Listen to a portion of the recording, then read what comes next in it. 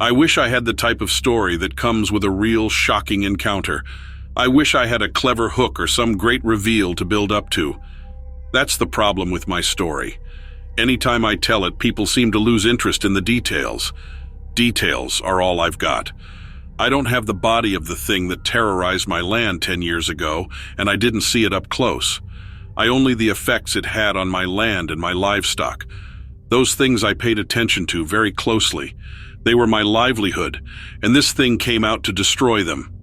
What I found first, and this separates my experience from so many others, was what looked like a crop circle. The edge of my property is dominated by fields of tall grass. Maintenance out there isn't as consistent as it should be. I visited the field on this particular day and found a large pattern pressed flat in its center. It looked like a meteor had landed in the blade and the impact had blown them all down. That didn't explain the basket weave pattern in the tall grass, but the sighting wasn't enough to shake me from my routine. I figured it was a weather anomaly. Then the problems began. I had a calf go missing. There were signs of a struggle, and I followed them across my property from the relative safety of my ATV. The trail led me back to the indentation upon my field.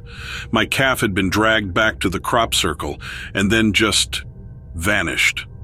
That, as you can imagine, was enough to shake me from my routine. We would later find the animal's remains, emptied of anything that had once given it life. The adult cows started to show signs of anemia. They were getting lethargic. They seemed to be thinner by the day. My usual vet couldn't explain their condition. The weight loss was too rapid, and there were too few symptoms beyond lethargy to suggest that something viral was taking place. What we found instead of answers were 3 puncture wounds in a triangle pattern at the base of the cows' necks. The puncture marks were in the same place on every member of the herd. The corners of the triangles were equidistant in every case. Whatever it was biting or stabbing my livestock, it was doing so with a methodical consistency. I thought I was being sabotaged. It sounds ridiculous now, but I thought maybe it was a man behind my troubles. Nothing else made sense to me at the time.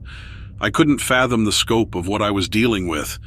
I couldn't imagine that something truly horrible had arrived on my land. If you learned that was true, would you even know where to begin? I sure didn't. I added electric barricades and camera systems, thinking they would be enough to deter any intruders from pushing too far into my land. It would certainly keep them away from the cows, or so I believed. When another one disappeared, this time one of the fully grown females, I knew I was dealing with something more than sabotage. There were no drag marks this time. There was no path my cow could have taken to escape, and the camera caught nothing. No intruders on the perimeter. Nothing. I turned them inward. What choice did I have? I pointed the security system into the farm instead of away from it. My only hope was that the invader we were dealing with was lurking somewhere on my property. That would explain why it didn't need to interact with the electric fence. At least if I could catch it on camera and identify it, I could solve the problem. I could save my way of life. What I saw was a creature materializing out of the air. Others who have seen the footage suggest that it was just concealed by the environment, but I know that can't be true. It wasn't there, and then it was. Something walking on 4 legs stepped out of the empty space in the air. 1 leg at a time, it pulled itself forward. The monster was the size of a wolf, massive and certainly intimidating. I could see at once why my livestock didn't stand a chance against it. Its head was long like a canine's too. Its hair only grew in patches and its skin was blistered, like it had rolled around on hot embers and burned away the majority of its fur. I'd say it was a sick dog if it wasn't for what happened next. A long cylindrical tongue slid out of its maw. It must have stretched over a foot long. The barbed end of it snapped onto the back of my cow's neck. It crawled onto its shoulders like it was ready to take the animal for a drive.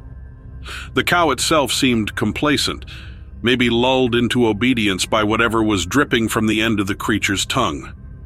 Looking at the footage, I couldn't help but think of a mosquito drinking from the skin on my forearms. Was that what I was seeing? Was this creature drinking my animals dry? As quickly as it had appeared, it soon vanished. This time the cow disappeared with it, as if its image was blown away by the wind. This has been explained to me as a technical error. Maybe there's some truth to that. Maybe the creature moves in a way that the technology just couldn't pick up. I don't know. I invited a few of my friends out that night. We waited up with shotguns and rifles. They weren't going to let me be run into the ground by some monster, even if they didn't believe in it themselves. For whatever reason, the creature didn't come back. Maybe it sensed the danger. Maybe it was just full. If that's the case, what do I do when it gets hungry again?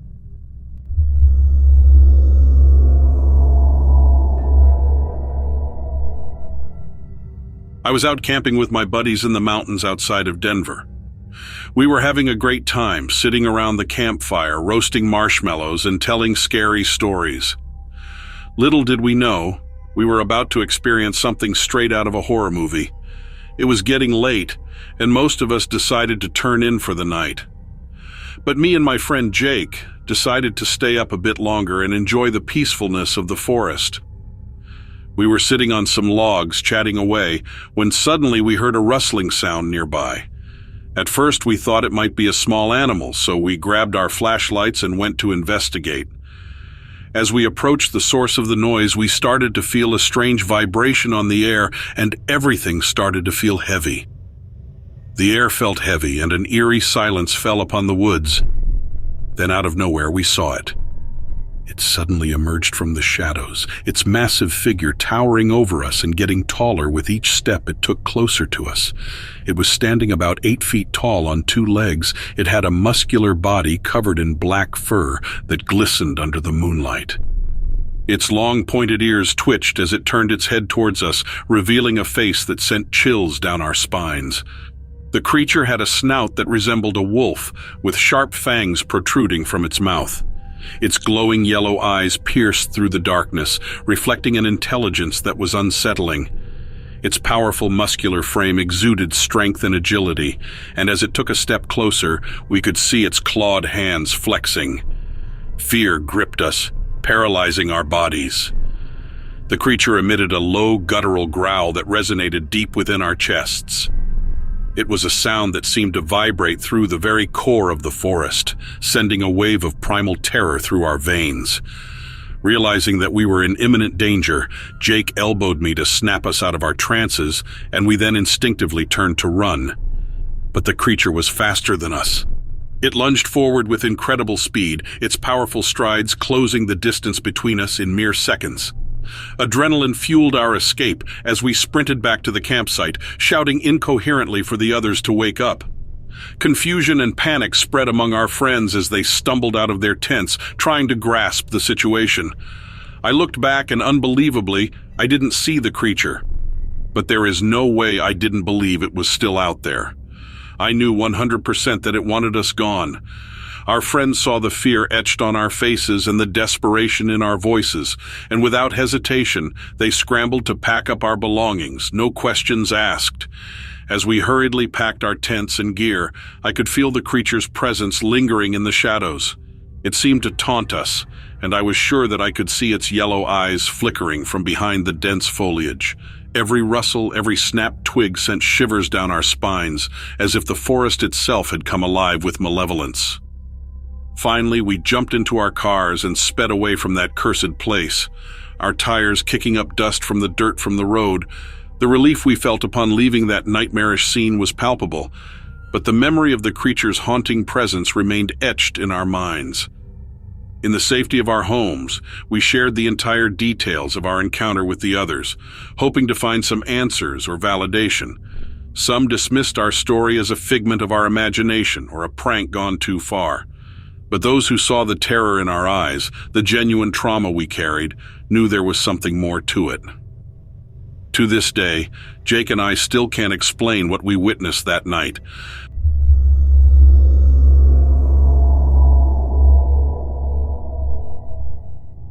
I like the idea that there are things in the world we can't explain. I think humans need to be humbled sometimes because we like to pretend that we know everything.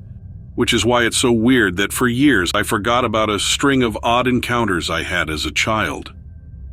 It's funny the way our brains are wired. I hadn't thought about any of these encounters until I had a conversation with my brother recently. They weren't terrifying memories or anything like that, so I don't know why my brain pushed them to the back of my mind.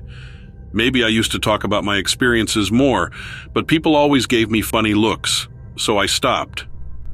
The first time I saw the little girl, I was somewhere between 7 and 9 years old. I can't remember exactly how old I was, but everything else about the occurrence is crystal clear. I was sleeping in my room when I woke up to a hand shaking my shoulder. A little girl around my age with light brown hair was standing next to my bed telling me to wake up. She was wearing a strange-looking sleeping gown. It was red, with lace and puffy parts sewn in. She ran out of the room laughing. I was groggy from sleeping, and I assumed she was my older sister being a brat and waking me up early on the weekend.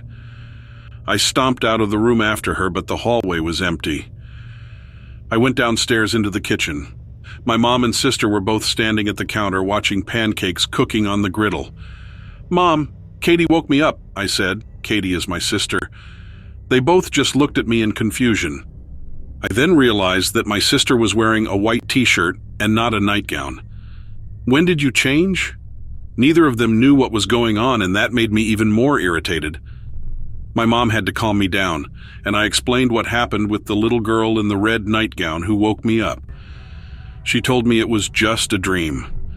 At the time, I thought she was right. A few months later, I saw her again. I think it was in late summer or early fall, around Labor Day, because me and my family were heading to my uncle's house for a family cookout. We were all in the car ready to go, but my mom forgot to grab her purse.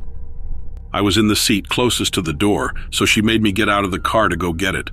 Of course, I made a big fuss about it because I was a pain in the butt as a child, still am according to my spouse.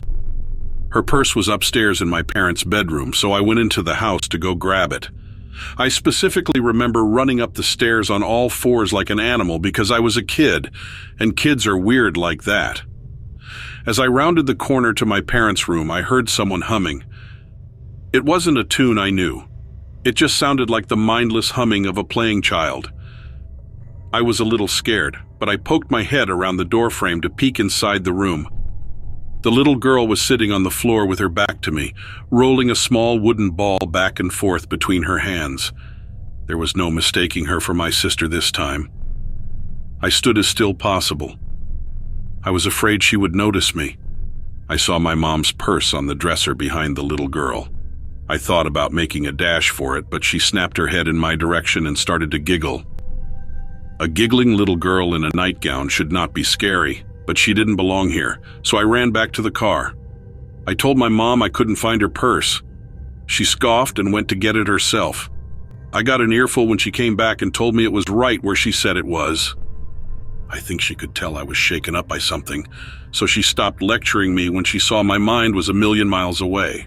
I haven't thought about either of these strange occurrences, or hauntings if you want to call them that, for years. But 2 months ago I was talking to my brother over a few drinks, and he told me something that brought those memories crashing back. When he was younger, he would refuse to go upstairs by himself. We teased him about it and chalked it up to him being a scared little kid. We were rehashing old stories about him refusing to go upstairs as a child when he told me he didn't like going upstairs back then because he would always hear a little girl giggling and the sounds of small feet scampering around.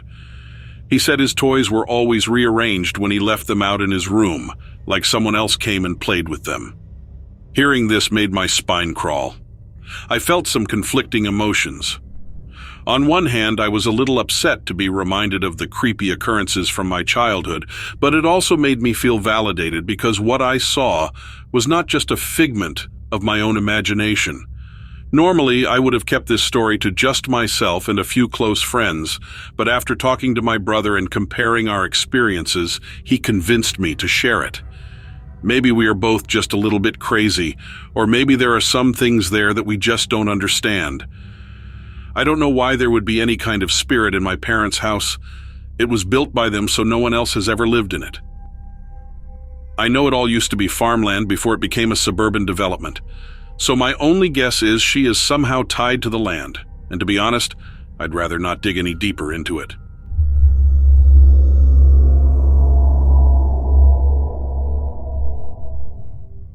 They've been here for as long as I can remember. They were here when my mother was a child, and they were here when her mother was a child. The little things in the woods. I didn't believe them for the longest time. I thought the glimpses I'd seen in my youth were the result of childish fantasy. They became very real for me once I started in these woods. Once the woods became my business, my profession, and my very way of life, the trees opened up little secrets for me. They are the forest's oldest secrets. Thieves and monsters, cruel and venomous. They're snakes on 2 feet.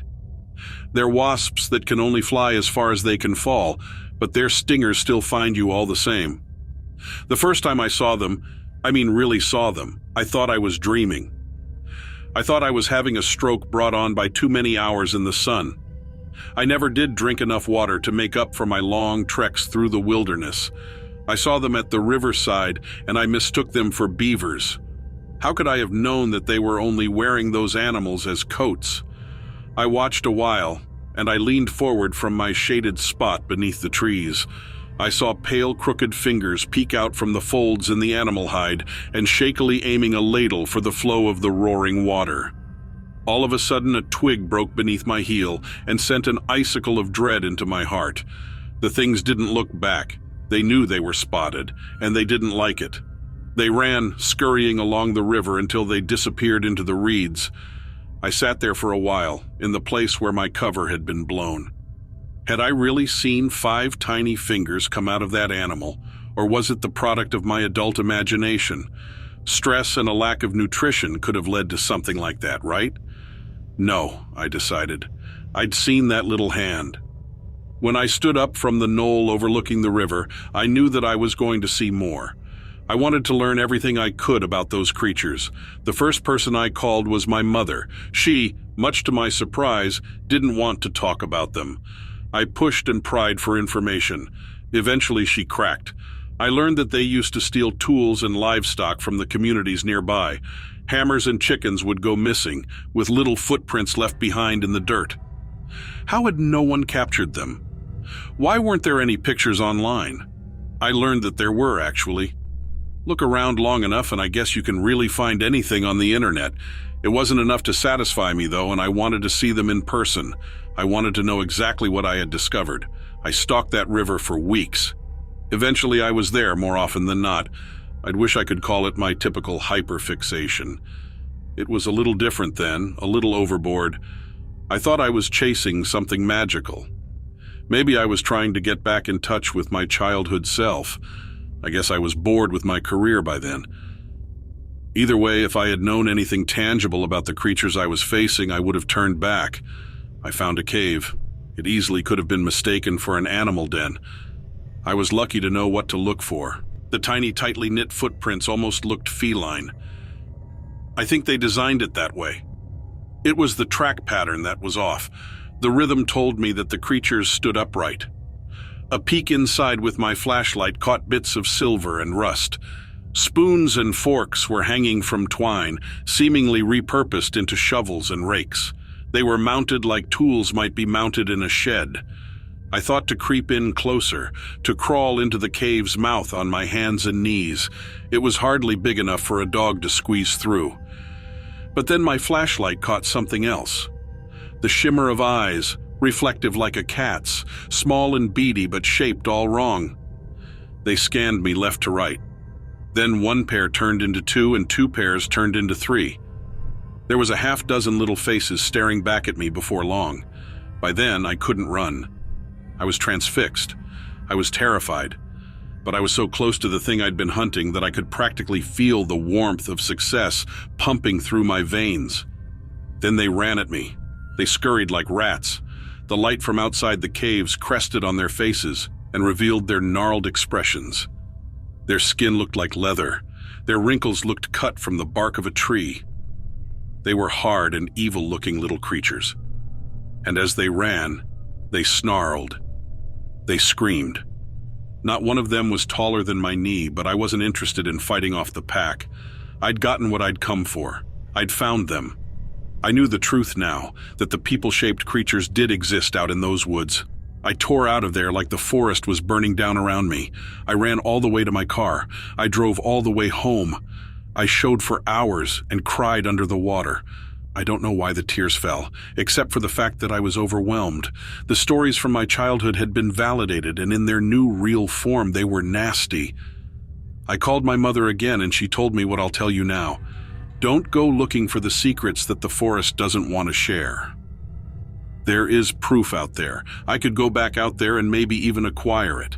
Capture one of the beasts in a net or a cage, but the world wouldn't believe in monsters even if I did.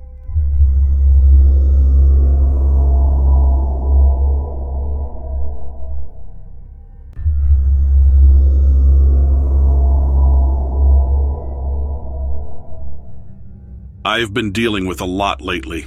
It seems like everything I do, I just make my own life and the lives of those around me worse. This is the lowest point I've ever been at in my entire life.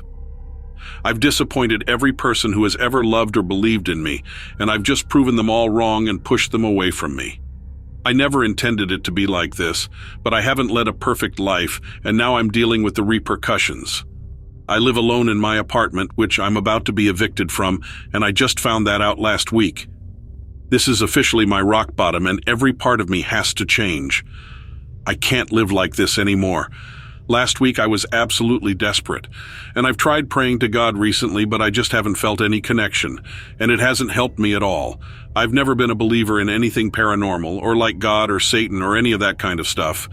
But lately, I feel like I'm throwing Hail Marys and need some sort of energetic savior to come to my aid.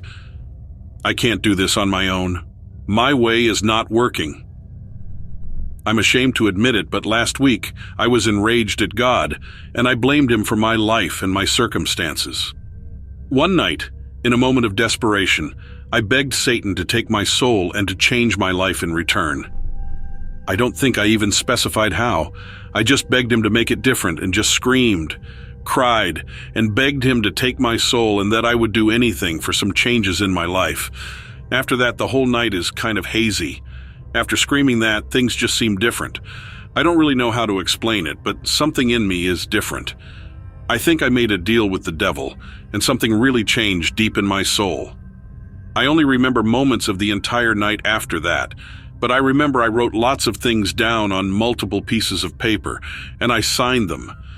Then I remember taking all the papers and forcing myself to throw them into the fireplace and light them on fire. Then I remember turning all the lights off and dancing around the fireplace and chanting and singing words to a song I've never heard before. I'm not sure it was even in English. And I was dancing and beating my chest and contorting my body all over the place as if I was purging the soul that I had out of my body. When I woke up the next morning, I was in an even worse mental state, and that's when I thought it didn't work, and I remember being devastated. But then some really strange things started happening, and now they won't stop. The first thing that happened was my girlfriend came over. We have a lot to talk about lately, and the relationship is definitely on its way out, and it's all my fault. As soon as she came in, she stopped and looked around and said something about there being weird energy in the room. Now, my girlfriend is all about crystals, incense, meditation, and all that.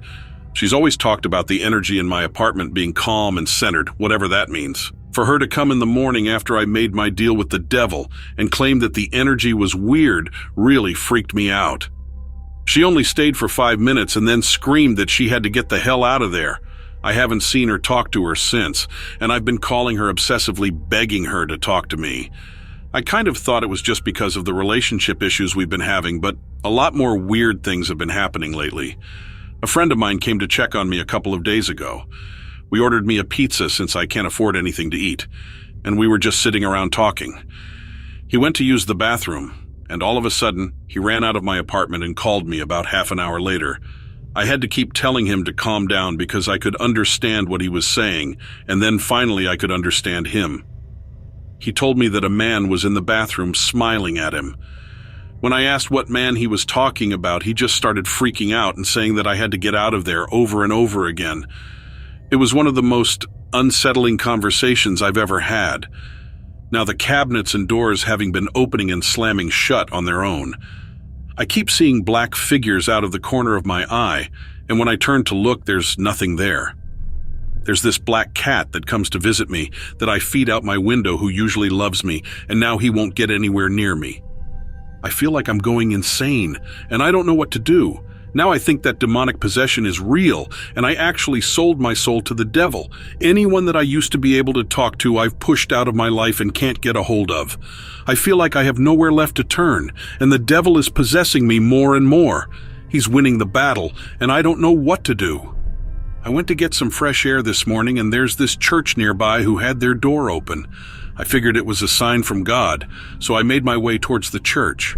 But when I got near it, I got the worst headache and got sick. Can anybody help explain what is happening to me? What the heck is wrong with me?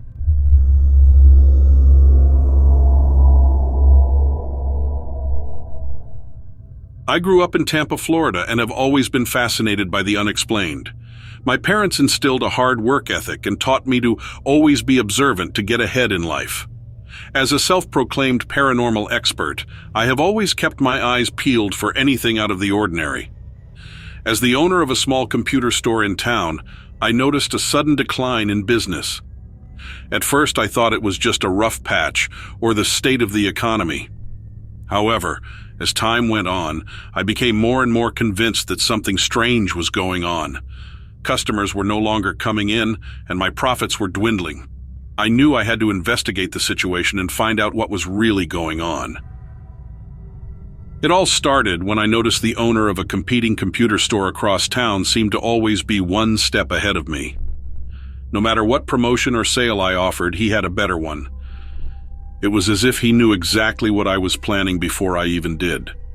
I found this strange but didn't think much of it at the time. It may sound obsessive, but I began to investigate him and his store and watch his every move. The more I watched, the more convinced I became that there was something seriously fishy going on. His behavior was strange, and there were some things that just didn't add up.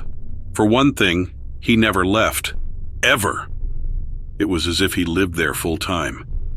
I never once saw him leave. He didn't go to lunch. He didn't go home after work. It seemed like he was in that shop working 24/7. As I continued my investigation, I noticed more and more strange things. He would often have secret meetings with shady-looking people in the back of his store, and there were times when his eyes seemed to glow in a strange way. I couldn't quite put my finger on it, but I knew something was off. I didn't involve anyone else in my investigation, as I didn't want to risk anyone thinking I was insane. However, I did confide in my spouse about my suspicions, and they were supportive but skeptical. I guess it was understandable, but through thick and thin, your spouse is supposed to have your back. As time went on, my fear and anxiety increased. The more I uncovered, the more convinced I became that the owner of the competing store was up to something nasty. I had to uncover the truth, no matter what it took. I began to do some research on the strange occurrences and behavior I had witnessed. I eventually came across some information that led me to believe that the owner of the competing store was a lizard man. According to my research, there are lizard men in elite circles such as the Illuminati, and it all started in the late 20th century. They seem to have gotten their powers from the ancient Sumerian deity Enki, who is often depicted as a serpent or reptilian figure. Lizard men and reptilian humanoids are often members of elite secret societies like the Illuminati and are said to secretly control world events. Lizard men are not only real, but are also involved in a global conspiracy to subjugate humanity. There is tons of evidence online of the shape-shifting abilities of some world leaders and the prevalence of reptilian symbolism in popular culture. There are many who dismiss this as pseudo-scientific or paranoid delusions. But standing right in front of me was a lizard man with glowing eyes, and he was stealing my livelihood.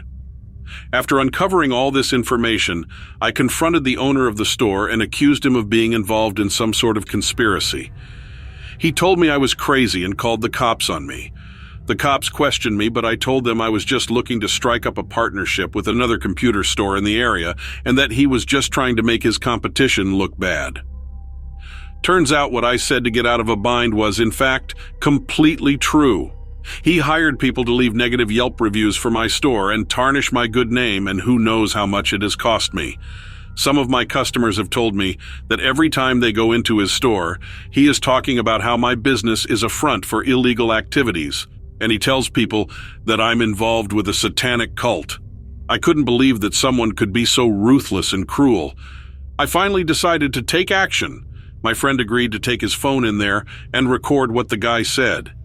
He casually asked the store owner if he knew anything about my business, and the hateful lies that spewed out of his mouth were outrageous.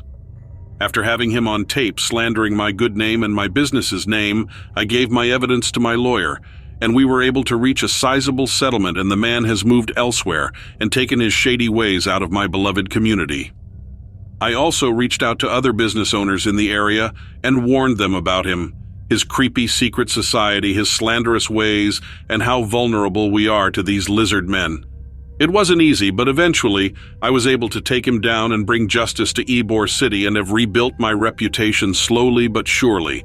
Looking back on this experience, I feel a mix of emotions. On the one hand, I'm proud of myself for standing up to this lizard man and fighting for what I believe in. On the other hand, I'm still haunted by the thought that there are people out there who are willing to do whatever it takes to get ahead, even if it means hurting others. This experience has taught me to be more vigilant and aware of the world around me. It has also shown me that even the most seemingly absurd theories can have some basis in reality.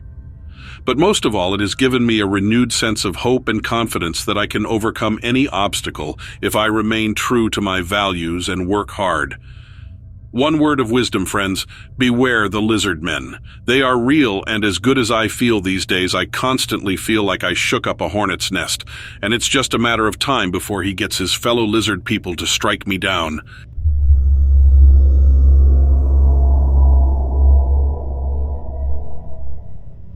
I was a scoutmaster for 10 years. I'm not sure if that's something people care about anymore, but it's true. That was a big chapter of my life. It might be dorky or unflattering for me to admit, but I have a lot of fond memories from those times. The bond you develop with your peers, your pupils, and the world around you, nothing can replace that. Retirement suits me, don't get me wrong, but sometimes I do miss it. Kids, at least until a certain age, always smiled their brightest when they were in the Scouts. Working with them made them feel respected, capable, and brave. Those are the feelings we all want, aren't they? Those feelings are the reasons why I never told any of my Scouts this story. I didn't want them to know that our little organization, just like any other, was absolutely fragile when compared to the strength of nature itself. There's an island in the Northeast where we'd take graduating Scouts for one final hike before sending them off on their life journeys. Prior to those big hikes, scoutmasters like myself would be asked to visit the island. We'd check for dangers, clean up any debris left behind by adventurous partygoers, and generally prepare the island for visitors. That was my assignment the week I met it. Aside from snakes, raccoons, and the occasional fox, the island we visited was never dense with predators. That was the belief, of course, right up until my encounter. I was packing up for the night. I was lighting the oil lamps, heating a kettle in the kitchen, and changing out of the beige uniform that had defined my recent years. Then I heard something like thunder. I knew where it came from. The shore. That was where my boat was docked. I rushed outside to see what the noise could have been. I expected to see an accident of some kind. I thought there'd be another boat, splintered up against the ridge that marked the western edge of the beach. Instead, I found my own boat in pieces. Drag lines led from the place where I'd tied the vessel to the place where the boat was torn apart. Shards of wood poked out of the sand and created a path from the beach to the brush. Massive indentations followed the debris like footprints the size of tree trunks. I was in awe. I couldn't believe it. There was no storm overhead that could have racked my boat. There were no other people here, no saboteurs lurking in the woods. If they had arrived, I'd see their own vessel floating in the water. I followed the tracks with my flashlight, finding a hobbled sense of comfort in the memory of the radio that sat in pristine condition back at the cabin. Even if I didn't have a way off of the island myself, I could easily call for help. The tracks got harder to follow as they began to weave through the trees. Whatever I was chasing, it appears that the owner of those footprints had turned sideways in order to navigate the forestry. It looked as though it was strafing, walking shoulder first.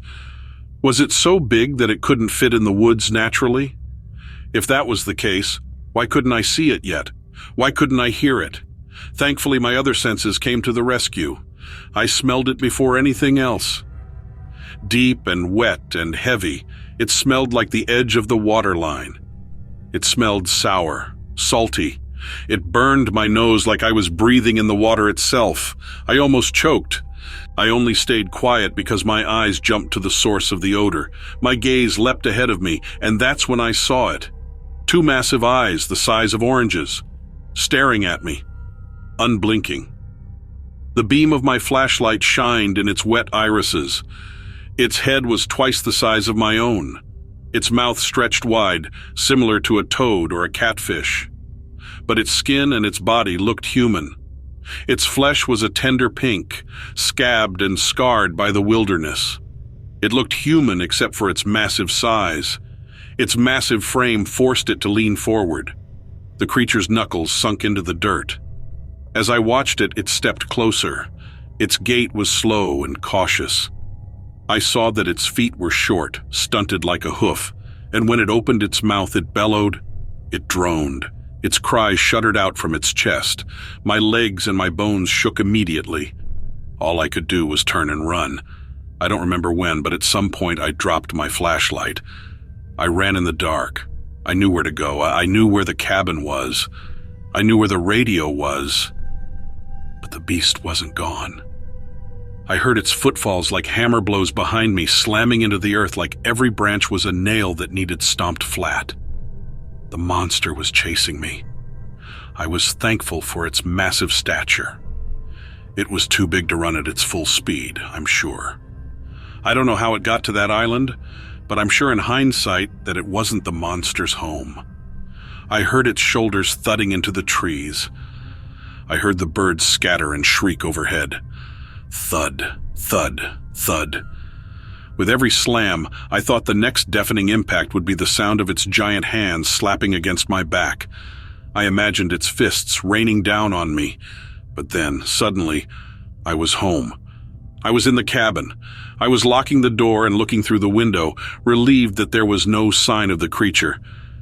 I reached for the radio, pleaded for help, and got out of there as soon as I could. No one believed what I saw, but they did cancel that hike. Our organization never returned to the island, and I promised never to tell this story.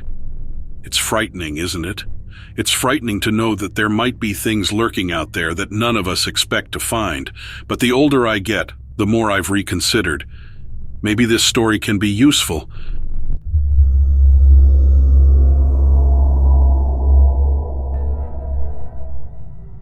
At the time this happened, I was working as a local journalist in my hometown of Troy, Michigan. In 2014, the editorial team asked me to follow a story from Detroit. Normally, I would jump on any opportunity to head out, but that time, I had a strange feeling about it.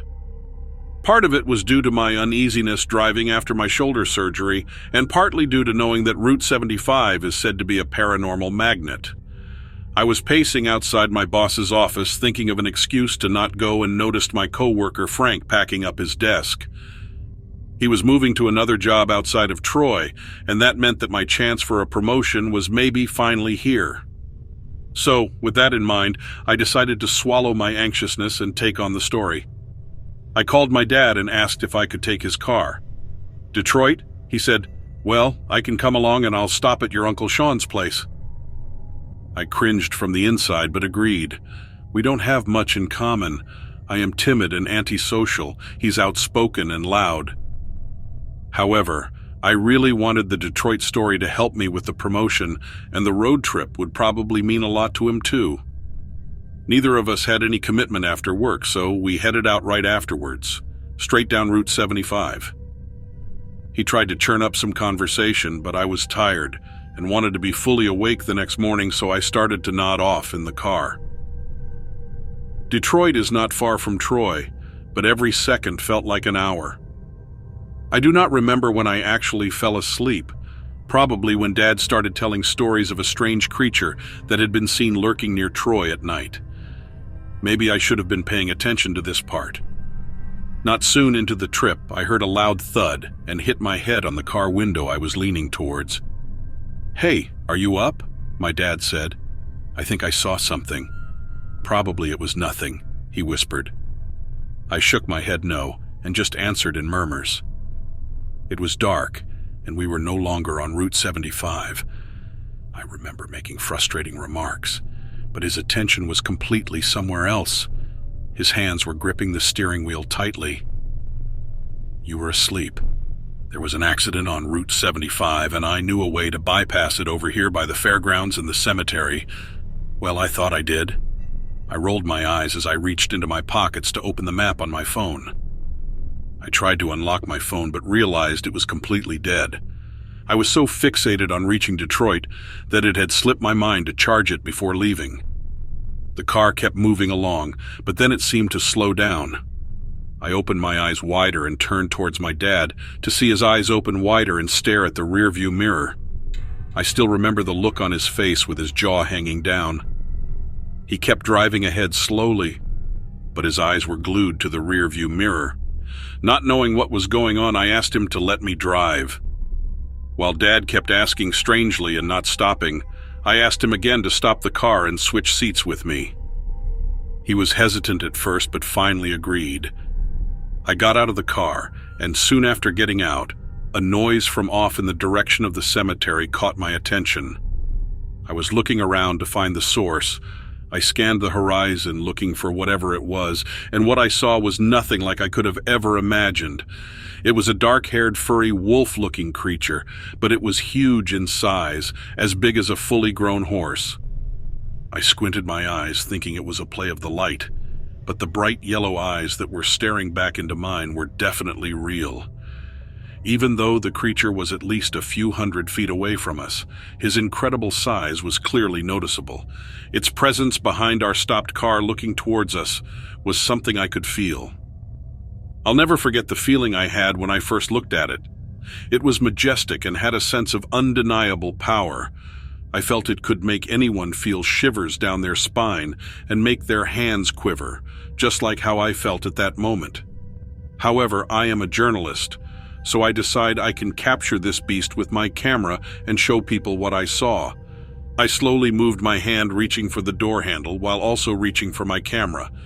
In my head, I was moving slowly enough that I wouldn't be noticed by the creature who was still a decent distance away. Unlucky for me, I was wrong. The beast howled a cry at the most unbelievable spectrum and rose up on its two back feet. Its muscled body was now at least 9 feet tall, and its dark fur made it seem even more ominous and horrifying. However, the strangest part of this vision was the creature's human-like build. The only typical wolf features were the tail, the sharp set of paws at the end of each limb, and the snarling wolf head. By this point, my dad had jumped inside the car to the passenger seat, and I had moved across to the driver's side. He quickly helped me open the driver's seat's door and yanked me inside and yelled to hit the accelerator. At first, I was in shock, but he pushed my knee and slapped me to my senses. I shut the half-open door and pressed the pedal to its limit without even looking back in the rearview mirror. My hands were gripping the steering wheel white-knuckled and were still shaking as I drove away and tried to process what had just happened in these longest minutes of my life. My father saw it too, and he knew what he saw but could not verbally acknowledge it. But as far as I am concerned, I hope it's the first and last time I catch a glimpse of the notorious Dogman of Michigan.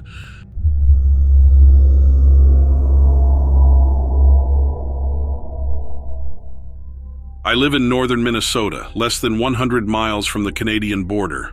I didn't grow up here. I was from the Twin Cities originally. Worked an office job for nearly 2 decades and finally decided one day I had enough. I wanted to be closer to nature, so I got myself a job out in the middle of nowhere and moved. Most of my friends and family thought I was crazy, but I did my best to explain my reasons. I had been experiencing some back pain from working a desk job, to which my doctor recommended I take up walking every day. I did. Walking turned into hiking, and I spent more and more time in the woods. Now, I'll say this, the woods in the lower part of Minnesota are a whole lot different than they are in the northern part of the state. I had wanted to live in a place where I could watch wildlife from my front window and where the horizon isn't obstructed by buildings. I certainly got that, but I ended up with a whole lot more than I bargained for. There isn't just the usual wildlife up here. There's something else. The locals don't like to talk about it too much, and those who do are written off as crazy. It seems they've just learned to live with them. It's easier that way, or so I've been told. I started noticing strange things just a couple of weeks after I moved in. One night I heard something moving around outside my window. It was around 1 or 2 in the morning. I remember looking over at the clock on my nightstand. All of the other incidents happened at night, around the same time. They seemed to be nocturnal.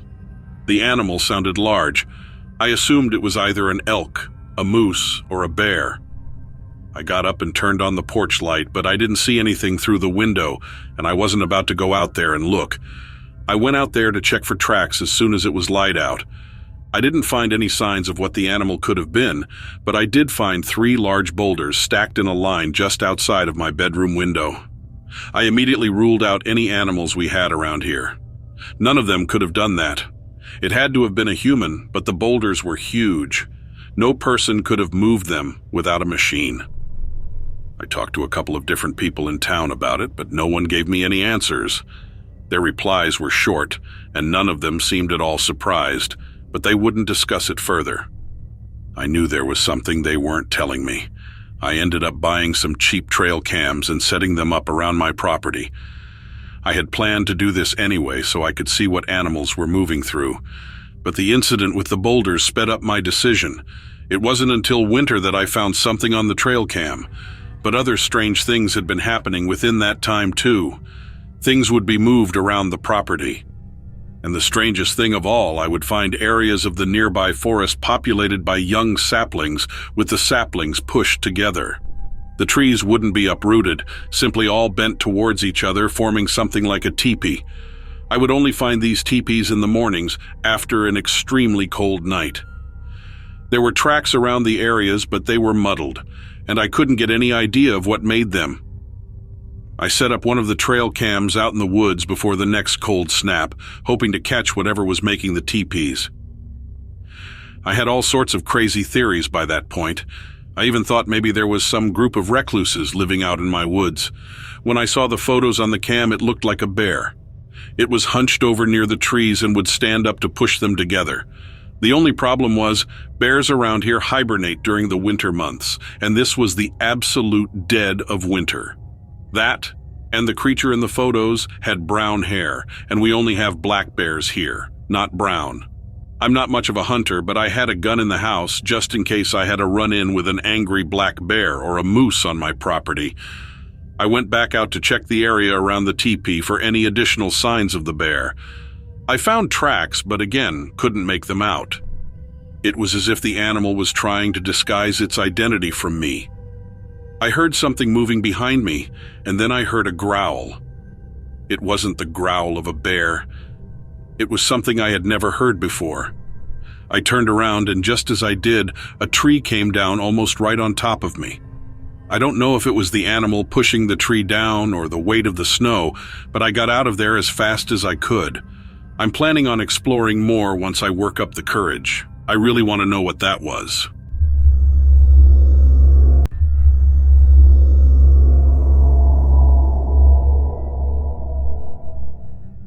I don't know if it's exclusive to our corner of the United States, but I do know my division within the Park Service is a bit untraditional. We help keep the parks clean, of course.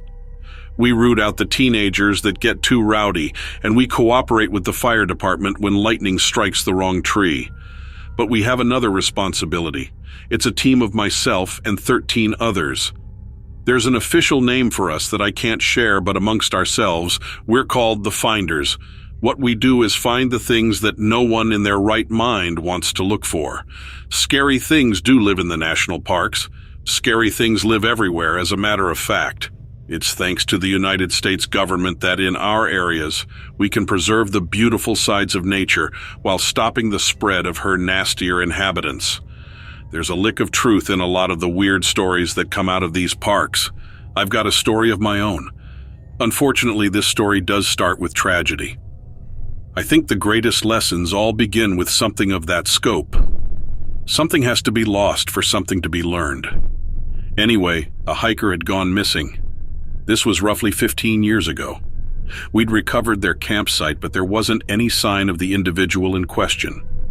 More mysteriously, their tent was recovered some 100 yards from the campsite itself. The structure was in ruins, shredded into thin strips of fabric.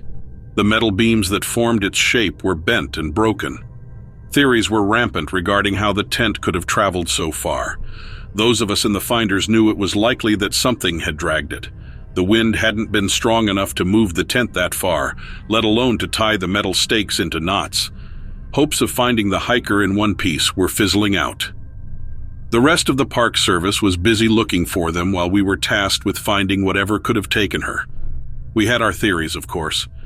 I'm sure by now you've heard stories about the strange creatures living in our national parks. Draw one of their names out of a hat, and we likely considered them a suspect. We needed to be more concerned with evidence than theories, though. There weren't any footprints or drag marks leading out of the campsite, although some unreliable prints had been picked up leading into the space. They were larger than the hikers by a large margin, but the ground had been too hard that day to form a reliable cast. We were working off of indentations in the grass and leaves. After scouring the ground and turning up empty-handed, we looked up. We found fur in the trees, oddly enough, and a branch some 20 feet above the campground that had recently been broken. Quickly, one of our theories jumped ahead of the pack. We traced a line from the campsite to the place where the tent was recovered. We checked the trees all along that path. More broken branches, and in one case, a torn piece of fabric likely ripped from our missing hiker. Whatever had taken them had grabbed them, tent and all, carried them into the trees, and then leaped from branch to branch. It sounded impossible. What could be so strong and so nimble? We were determined to find out. When the rest of the Park Service discovered the hiker, surprisingly in stable condition, we had another point to investigate. The other team cleared out quickly, more concerned with the hiker's well-being than with our monster hunt. But we noticed it right away. The details they had missed. They had pulled her out of a den. The area smelled faintly of urine and animal hide. We could see 3 locations where the brush had been gathered and pressed flat into makeshift beds. There was a mound of earth where something had recently been dug up and buried. Before we had any more time to investigate, the creatures who lived there came home. There was a knocking on a nearby tree. How a man might knock on his own door when he's left the key inside. When we looked, we saw a flash of broad shoulders and fur diving deeper into the woods. Then a howl came from the opposite direction. We spun around, trying to chase the furry shapes in the trees with our eyes. When the next sound came from above us, we froze. It was the whine of wood bending beyond its limit. We knew what that meant. At least one of them was above us. We looked up to see massive feet folded around one of the branches. The man-shaped beast was hunched on the branch, looking down at us with an open mouth and wide eyes. We sprayed bear spray into the wind and started to run. We hoped it would be enough to disorient whatever we had seen. Sure enough, it worked. We safely arrived back at our local office and filed a report about our encounter. We made plans to journey back into the woods and to investigate the creatures, to determine why they had attacked. When we got back, they weren't there. They tossed their own nest, unburied whatever had been hidden in the mound, and disappeared. That's why this story gets told, even though it might not have the most action and it might not be the most fun. I tell this story because we still don't have the answers. We're still scratching our heads about it all these years later. That's our responsibility, you know? We're the ones who find the answers. I tell this story because it's the one that ends with a warning. And if I don't warn you, there's a chance that no one will. If you're out in the woods, keep your head on a swivel, secure your perimeter, and remember to look up.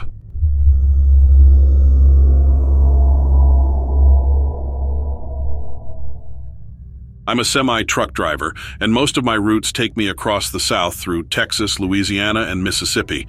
During one of my routes, I stopped at a Love's truck stop near New Orleans. This one had a Subway in it, and while I was eating my usual roast beef sandwich, this old man came up to me. I figured he wanted money since I didn't know him. I gave him a couple bucks, but he didn't leave. He started saying crazy stuff.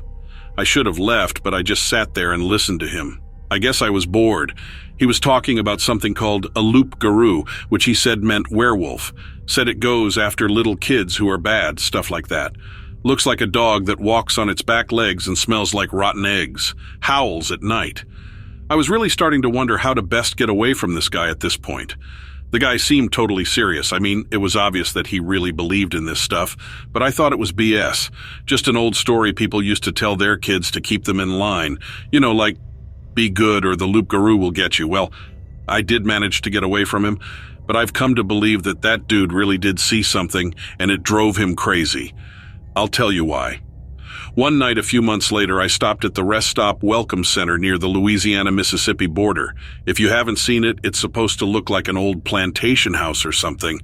It's white or off-white with pillars in front. During the day, volunteers sit in there and hand out maps and free coffee. There's a bank of vending machines out to the side in a little shack, and that part plus the bathrooms are both open 24 hours. Behind it, there's woods, I guess. It's pretty busy during the day with trucks and cars coming and going, people walking dogs, all that.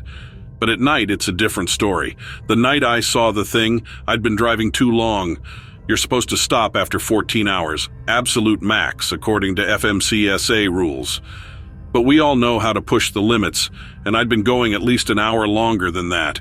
So when I got out of the truck, I was stumbling a little. I headed for the main building first, you know, where the restrooms are.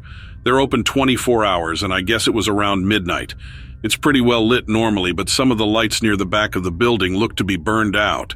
The entrance to the restroom is kind of outside, just in this outdoor hallway, really. I thought it was weird that the lights were out. They're careful about that usually because of safety. So as I walked toward the restroom entrance, it was really dark. I used the restroom. When I came out, I noticed that all the other cars and trucks had left except one that was way far back from my truck. That was weird too because it's a nice rest area and truckers try to stop there if they can time it right.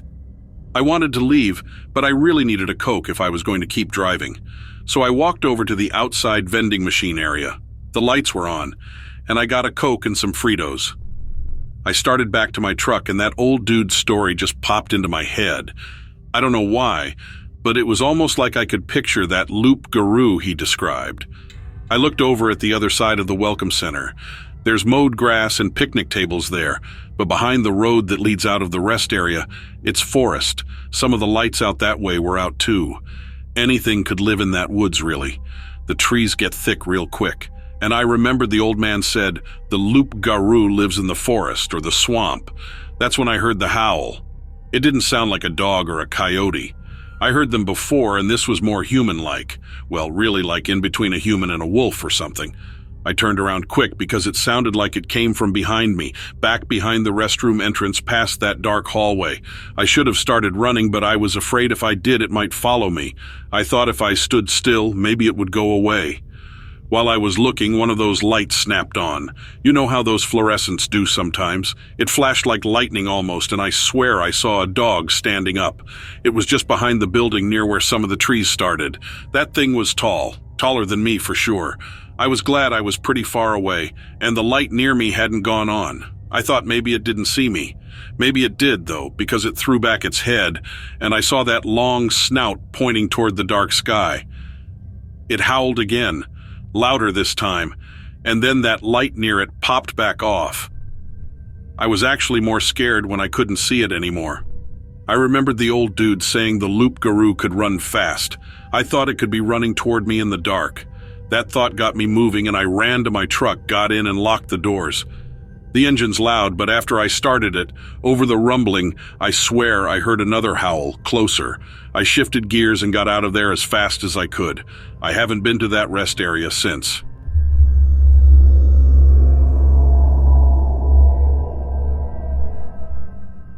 So it was a while back on a Friday night when I got a call about some rowdy teenagers causing a commotion.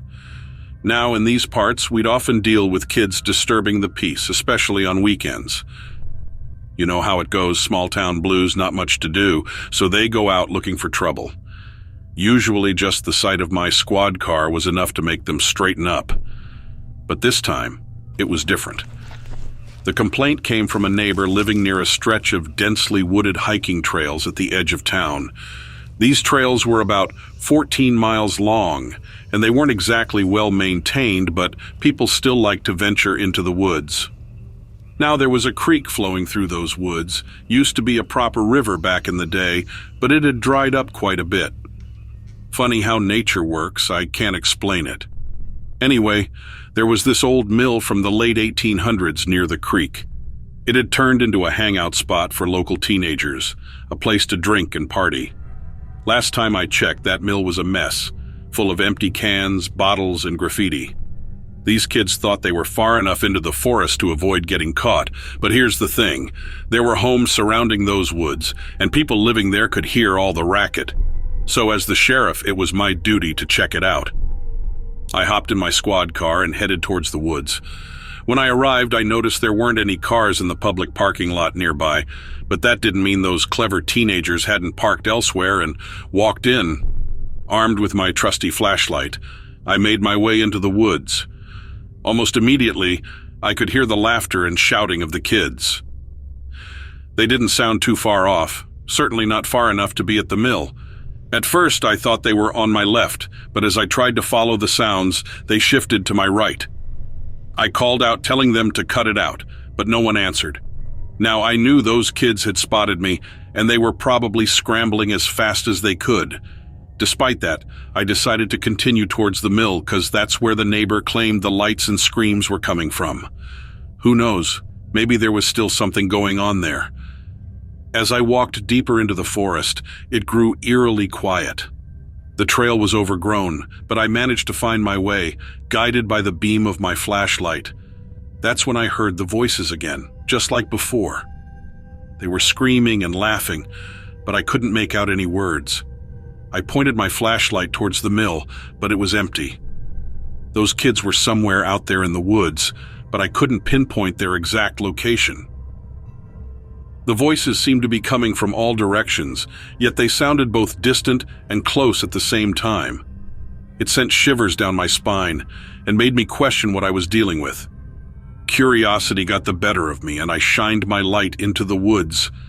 That's when I saw it, multiple lights reflecting back at me.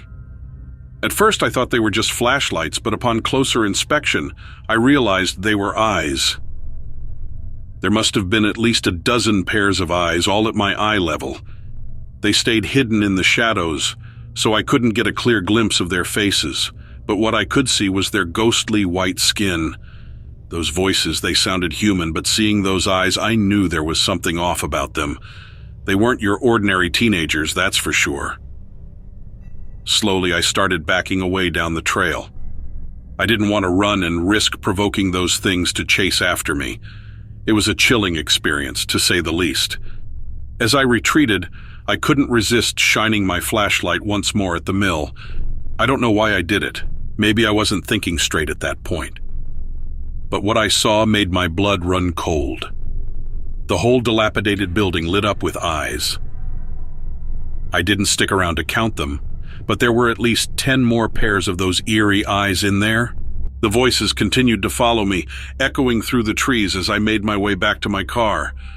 It was the most terrifying thing I had ever encountered. They seemed to come from all directions, some close by, others far away. It was as if they were trying to lure me off the trail or get me hopelessly lost. Now, I'm not a religious person, but in that moment, I found myself praying to every deity I could think of just to make it safely back to my car. Miraculously, I managed to find my way out, following the trail back. I was shaken to the core by the time I reached my car.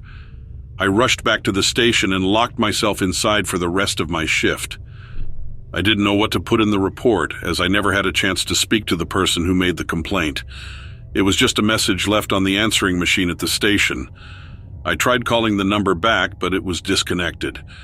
I decided to classify it as a dangerous black bear sighting in the woods, and we even put up barricades to keep people away from that area. I had no clue what those things truly were, but I knew one thing for certain. They weren't anything good. It was my responsibility to protect the folks in the community, so keeping them away from those creatures became my top priority.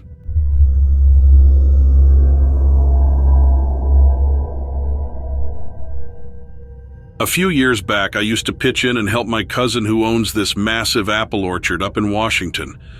I mean, this place was so big it felt like you could walk for miles and still be surrounded by apple trees, and it was right on the edge of a dense forest.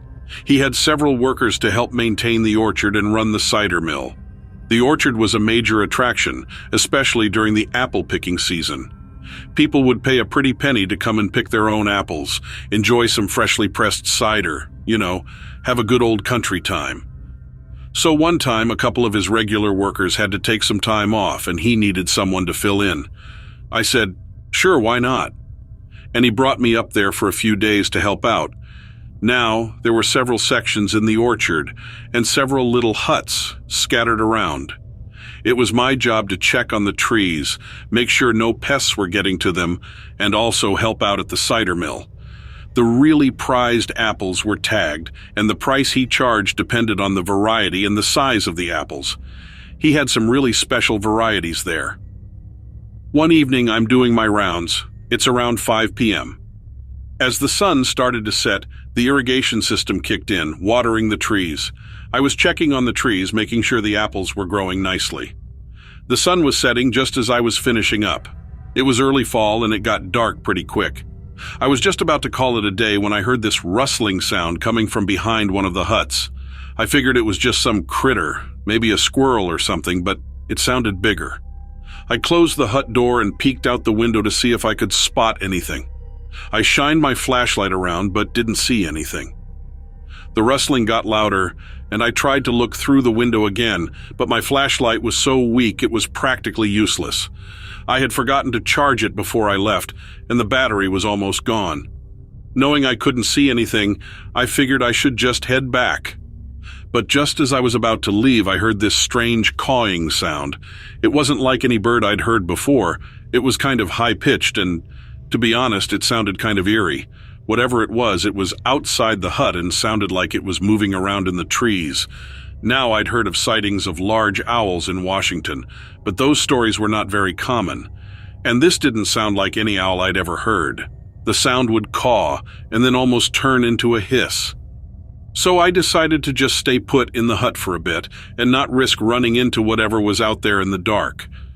I used to really enjoy helping my cousin out, but this time it felt like I'd gotten myself into a situation I hadn't bargained for. As I sat in the hut, that strange sound seemed to be getting louder, and I was getting more and more spooked. I tried to see what was going on outside, but it was tough to make anything out with the moon only half full. Then I saw something move. Something big was fluttering around just outside the hut. I mean, it's hard to even believe what I'm about to tell you, even though I was the one who saw it.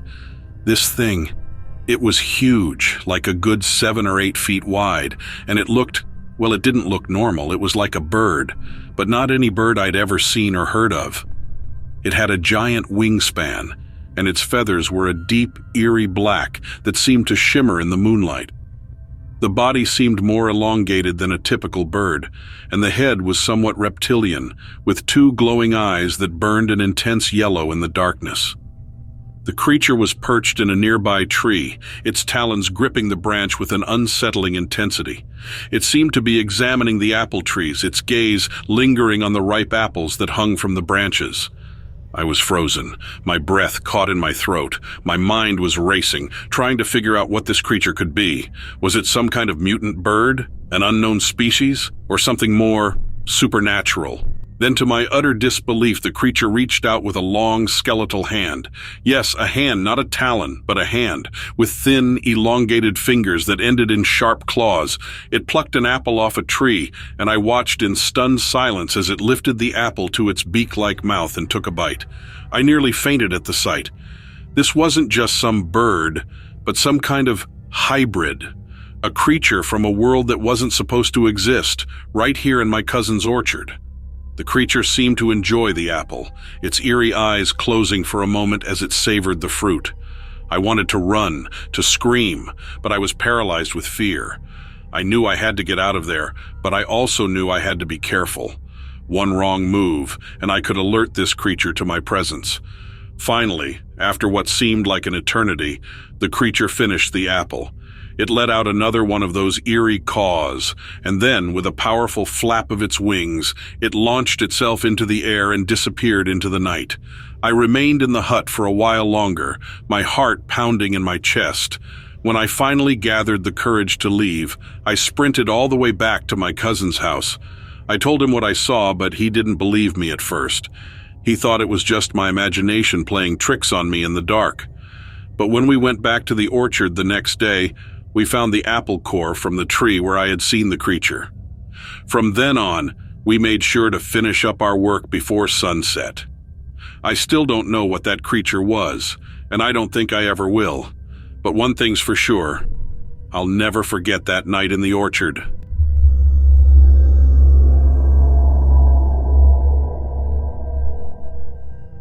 All right, let me tell you a story that happened to me. I used to be buddies with this guy who had a massive fish farm down in Louisiana. I mean, this place was so big it seemed like it went on forever. And it was right on the edge of the bayou. He had a bunch of fish ponds on his property. The whole idea was to attract and keep fish for harvesting. People would pay good money to come and fish for a prize catch, like a big old catfish or something. So his regular guy fell ill and he needed someone to take care of the place and make sure everything was running smoothly. I said, sure, why not? And he brought me down there for a few days to help out. There were a bunch of ponds and several little huts scattered around the property. It was my job to check on the fish in the morning and the evening. The prize fish were tagged and the price he charged depended on the size of the fish. He had some real whoppers in there. One evening I'm doing my rounds. It's around 5 p.m. As the sun started to set, the feeding machines kicked in and started dropping food into the ponds. I started counting the fish as they came up to eat. The fish were done feeding just as the sun was going down. It was early winter, and it got dark really quick. I was just about to wrap up for the night when I heard this splashing sound coming from behind one of the huts. I figured the fish were done eating, but maybe they were still hungry or something. I closed the hut door and peeked out the window to see if any fish were coming up to feed. I shined my flashlight out on the water to see if I could spot any ripples or anything, but I didn't see anything. The splashing got louder. I tried to look through the window again, but my flashlight was so dim it was useless. I had forgotten to charge it before I left and the battery was almost gone. Knowing I couldn't see anything, I figured I should just head back. But just as I was about to leave, I heard this strange gurgling sound. It wasn't like anything I'd heard before. It was kind of high-pitched and, honestly, it sounded kind of scary. Whatever it was outside the hut and sounded like it was swimming around in the pond. Now I'd heard tales of gators being spotted in the bayou, but those stories were few and far between. And this didn't sound like any gator I'd ever heard. The sound would gurgle and then almost turn into a growl. So I figured I'd just stay in the hut for a bit and not risk running into whatever was out there in the dark. I used to really enjoy helping my buddy out, but it felt like this time I'd signed up for a bit more than I bargained for. As I sat in the hut, that strange sound seemed to be getting louder, and I was getting more and more spooked. I tried to see what was going on outside, but it was tough to make anything out with the moon only half full. Then I saw something move. Something big was swimming around just outside the hut. I mean, it's hard to even believe what I'm about to tell you. Even though I was the one who saw it. This thing, it was huge, like a good 7 or 8 feet long, and it looked, well, it didn't look normal. It was like a cross between a human and a gator, with a head that looked kind of like a snake. My heart was racing as I realized that I was dealing with something that didn't seem to belong in our world. I tried to keep calm while I watched the creature swim around the pond. I could make out its eyes that were glowing yellow in the dark, and I just knew this thing was smart and I needed to stay sharp. It seemed to be searching for something, and I had this feeling that if it found me, I would be in big trouble. As the hours ticked by, I stayed hunkered down inside the hut, hoping that the creature would eventually lose interest and leave. But I had this nagging feeling it knew I was there, and I didn't know how much longer I could stay hidden. Man, I was kicking myself for not bringing a gun or something with me. Mostly I stayed hidden, but every now and then I would peek out. After what felt like forever, I saw it stop and start sniffing the water or something. Suddenly, something shot out from the reeds and started splashing around. I was frozen watching it and realized it was unnatural. The gator snake thing immediately sprang into action and went after the nutria. The poor thing was trying to escape, making all kinds of noise, and then nothing. All sound stopped, and I'm sure it got caught. I didn't waste any time getting out of the hut and into my truck that was about 100 feet away. I drove out of there like a bat out of hell. When I got to my cabin, I felt like I had run a marathon. I had one of the worst nights of my life, just lying there, unable to sleep, going over and over in my mind what that thing could have been. All I wanted was to get as far away from that place as I could. Come morning, I was out of there.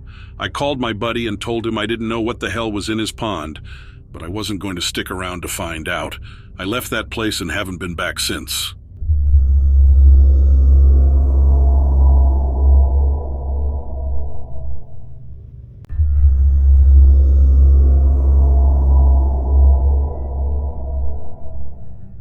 All right, so I used to help this buddy of mine with his property in the Florida Everglades every now and then. This wasn't your everyday property, mind you. It was a gigantic gator farm, smack dab in the middle of nowhere. I think he's got about 500 acres, give or take, all swamp and marshlands, and it's so far out, it's practically in Cuba. Now he's got about a dozen gator ponds scattered across his property. If you aren't familiar with gator farming, the whole idea is to breed them, raise them, and then sell them. People pay top dollar for gator meat and even more for the hides. Anyway, long story short, his farmhand up and quits one day and he needed some help running the place. So I thought, why not? And I ended up down there for a couple weeks. There were 12 gator ponds and 12 watchtowers across his farm, all of them filled with these massive, scary-looking gators. Part of my job was to do a head count every morning and evening, make sure none of them had wandered off or eaten each other. Every gator was tagged and tracked, and the price my buddy got for each one depended on their size and age. He had some real monsters in those ponds, let me tell you. One evening, I'm making my rounds about 6 p.m., just as the sun's starting to go down. The ponds are quiet. The gators are all settling in for the night. I'm counting heads, making sure everyone's accounted for. Just as I'm finishing up, the sun sets and it gets real dark real fast.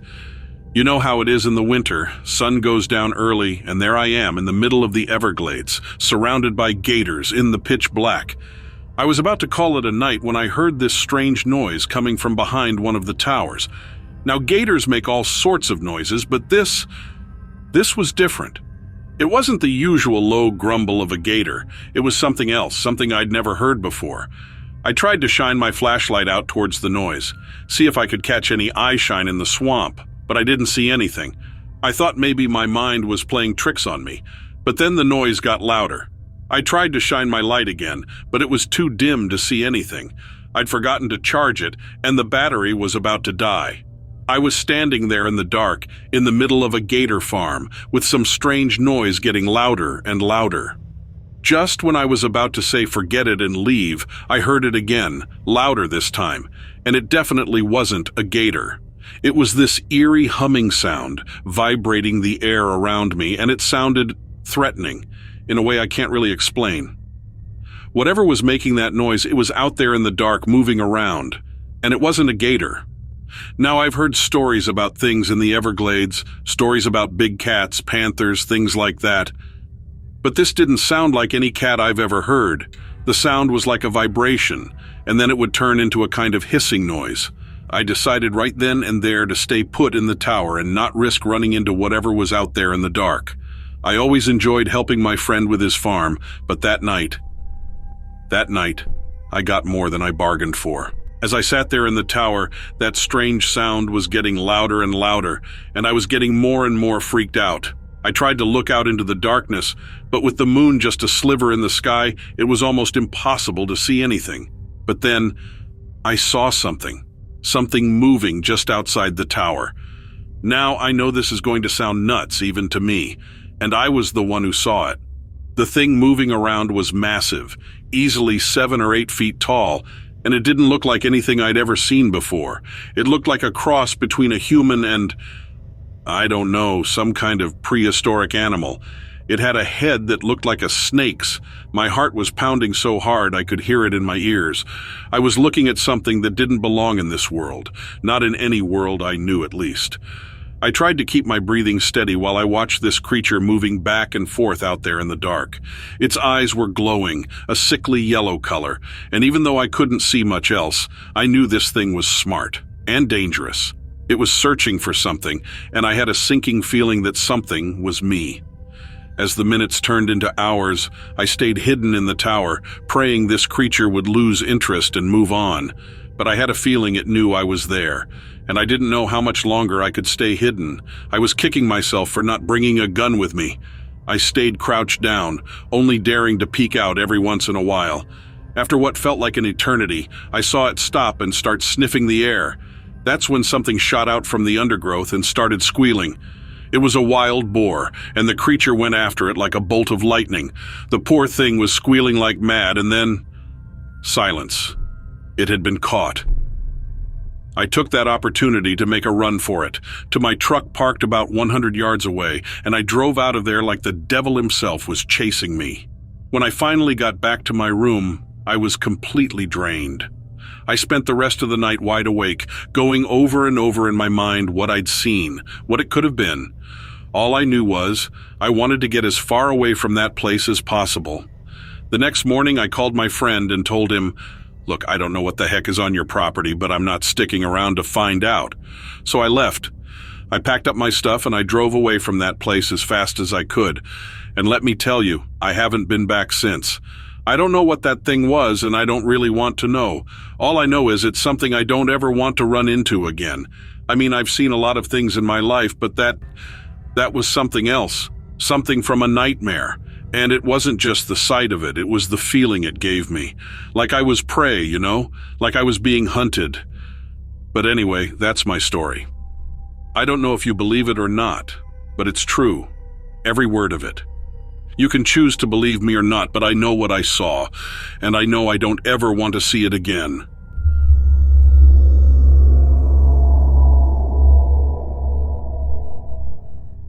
You know, I used to think those tales about cryptozoological creatures were all just tall tales, pure imagination.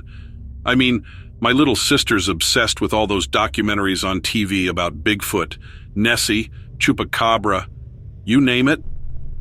I'd be trying to hammer out an essay for English class, and I'd hear these wild accounts blaring from the living room. I got to tell you, though, the joke's on me. I'm a believer now.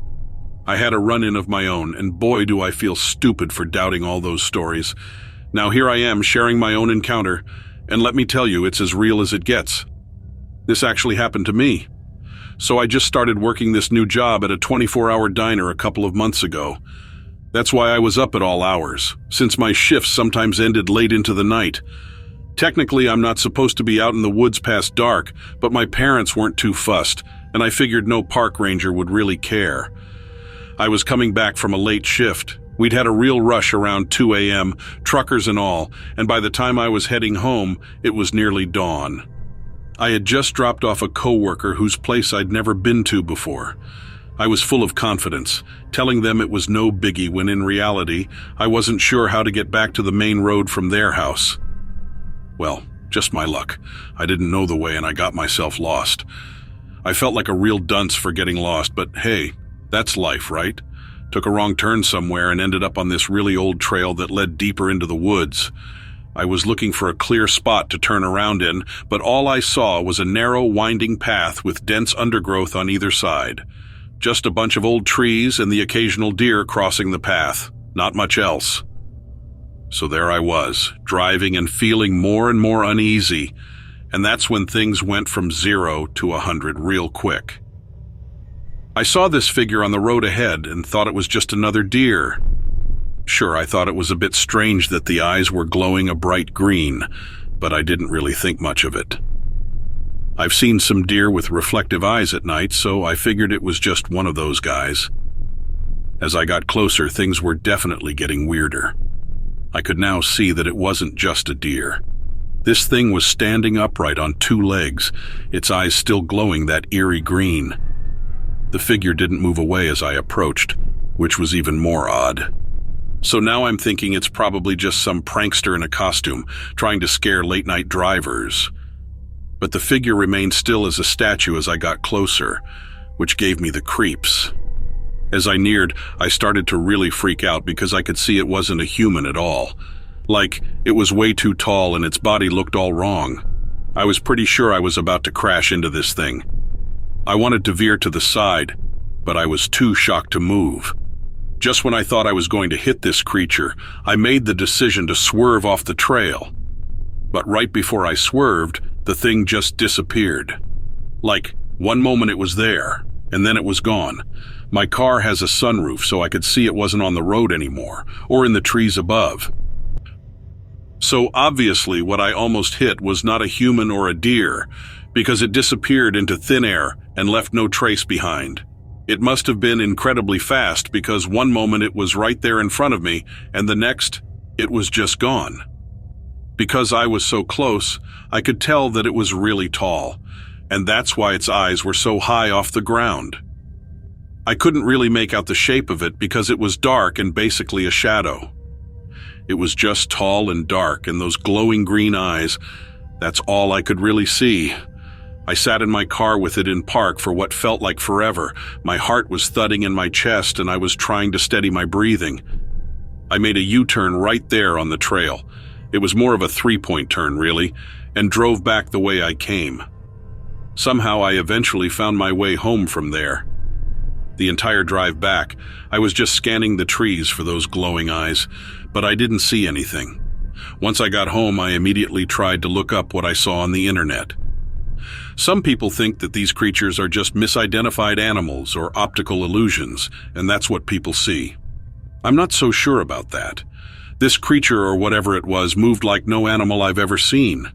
I'm not an expert, but I don't know how any animal could have disappeared like that thing did. So that's my story. Like I said, I thought all these tales were just made up, and then I experienced it for myself. At the very least, it was all really strange, and I have no clue what I saw.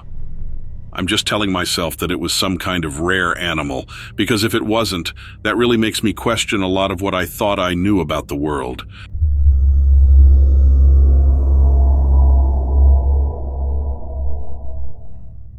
They never see the monster coming, do they?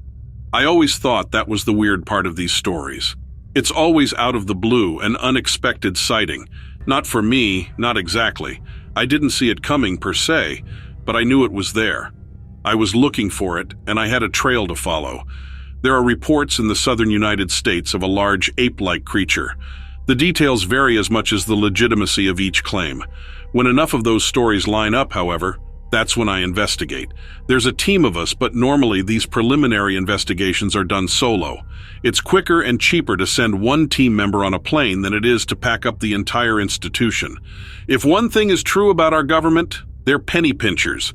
If the initial search discovers some additional proof, or if the fallout from the reported sightings escalates too high, then more people are dispatched to the location.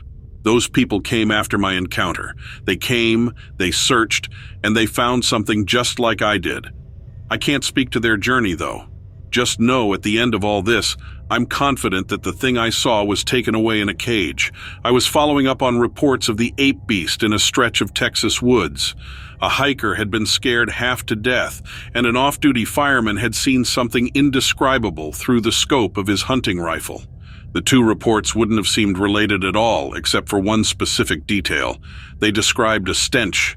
They described an acidic, earthy smell that made their throats sweat and their lungs curdle. I picked up that same aroma as I ventured into the woods. I found a few hair samples, long strands plucked by the trees and brush. The scent was coming from these strands. Eventually, one of the clusters of hair was near enough to a large animal trail that I thought just maybe it would be the path of the beast. I got lucky. The longer I followed it, the stronger the smell became. That's how I knew I was close. I wrapped a handkerchief around my face to smother out the scent. It was burning my eyes and turning my stomach. I knew I had to continue, even if it was getting hard to breathe. It embarrasses me to admit it, but eventually I gagged. I choked and vomited onto the ground, adding the odor of my own bile to the stink in the woods. I braced myself against a tree and wiped my mouth with my sleeve. When I reached for my water bottle, hoping to rinse the taste from my mouth, that's when it appeared. It didn't surprise me.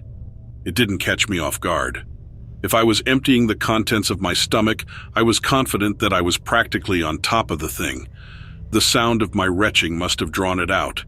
When the plastic brim of the bottle reached my lips, I saw it standing nearby. It loomed between the trees, ducking its head to avoid getting its hair tangled in the branches hanging from above. It cleared 7 foot easy. I wish I could say it watched me and then vanished, but the ape beast was unhappy with how close I'd come. Its face was twisted in a snarl, narrowing its beady eyes and curling its lip to reveal massive canine teeth. Its flat nose flexed with every heaving breath. At the time, I couldn't imagine what had upset it. I must have been in its territory, was all I could think. It wanted me out, plain and simple, and with my own sighting as fuel, I knew I could leave and come back with an entire team of capable hunters and trackers. I turned and ran. I heard its footfalls strike the ground like a sledgehammer smacking concrete. It roared loudly and closed in. I wasn't going to let it catch, but I'd be lying if I said that I didn't feel its breath on my neck. The air from its mouth was so hot that it practically burned my skin. A rash broke out on my shoulders a few days later. I can't imagine what kind of bacteria was living on that thing. I stuck to the paths I knew would be too narrow for its massive body. After its shoulders struck more than a few trees, it slowed down. I lost it, and slowly but surely the scent faded. I caught my breath and collapsed in my car, stripping away my outer layers and tossing them out the window. I was covered in the stink and it wasn't letting me breathe. I wondered if that was its purpose. If you can't breathe, you can't run. That's one way to gain advantage over your prey. Within the next 2 days, the full team was dispatched. Local news outlets were informed that a sick bear was caught in the woods and would be taken in for treatment. Sick bears are the usual explanation. Something that struck me as odd, however, is where the bear was supposedly caught. I was assured privately that it was the beast I saw, and I knew I couldn't be told the absolute truth due to the nature of our job, but the animal was caught miles away from my encounter. If it had been so eager to protect its territory when it spotted me nearby, why was it suddenly so keen to leave? Why had it traveled so far in such a short amount of time? You see, I want to end this story on a positive note. The institution I work for does a great job at keeping these wild areas safe. But sometimes we do overlook the details. For me, this territory is one of those details. If it was protecting its kin, for instance, and wanted to lead us away from its family.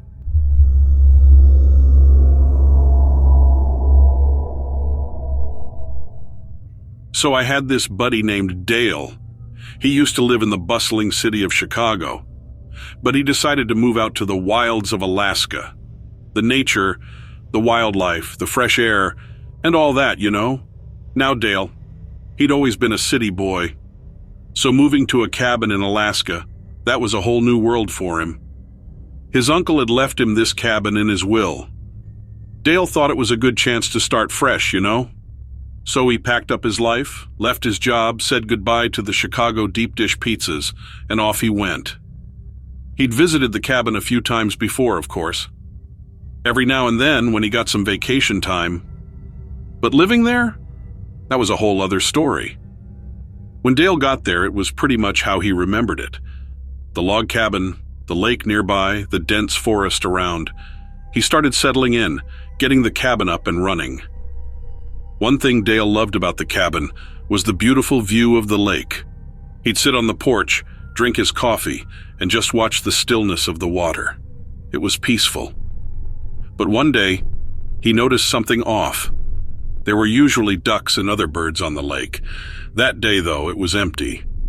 Quiet. Like they'd all decided to take a vacation or something. He shrugged it off. Probably just a bad day for the birds or something, he thought. The next day, Dale noticed the same thing. No ducks, no birds, nothing. The lake was still like glass. That was strange. It got him thinking, got him worrying. He felt something was off, but couldn't quite put his finger on it. Dale decided to walk around the lake, see if he could find any signs of what was going on. That's when he noticed these weird tracks, kind of like a bird's tracks, but much bigger, and claws, like a big bird, a really big bird. Dale got back to the cabin and couldn't help but think, "Get a camera," he remembered his buddy from Chicago saying once when they were discussing wildlife spotting. He found an old one in his uncle's stuff. He'd used it for hunting or something. He decided to set up the camera near the lake. By the time he was done, it was getting late. He headed back to the cabin. The next morning, he went out to the lake. The camera was knocked over. The tracks were there again.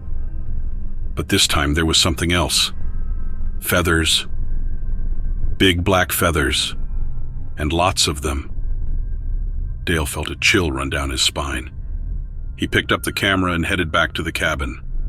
He had a feeling that he was about to discover something big.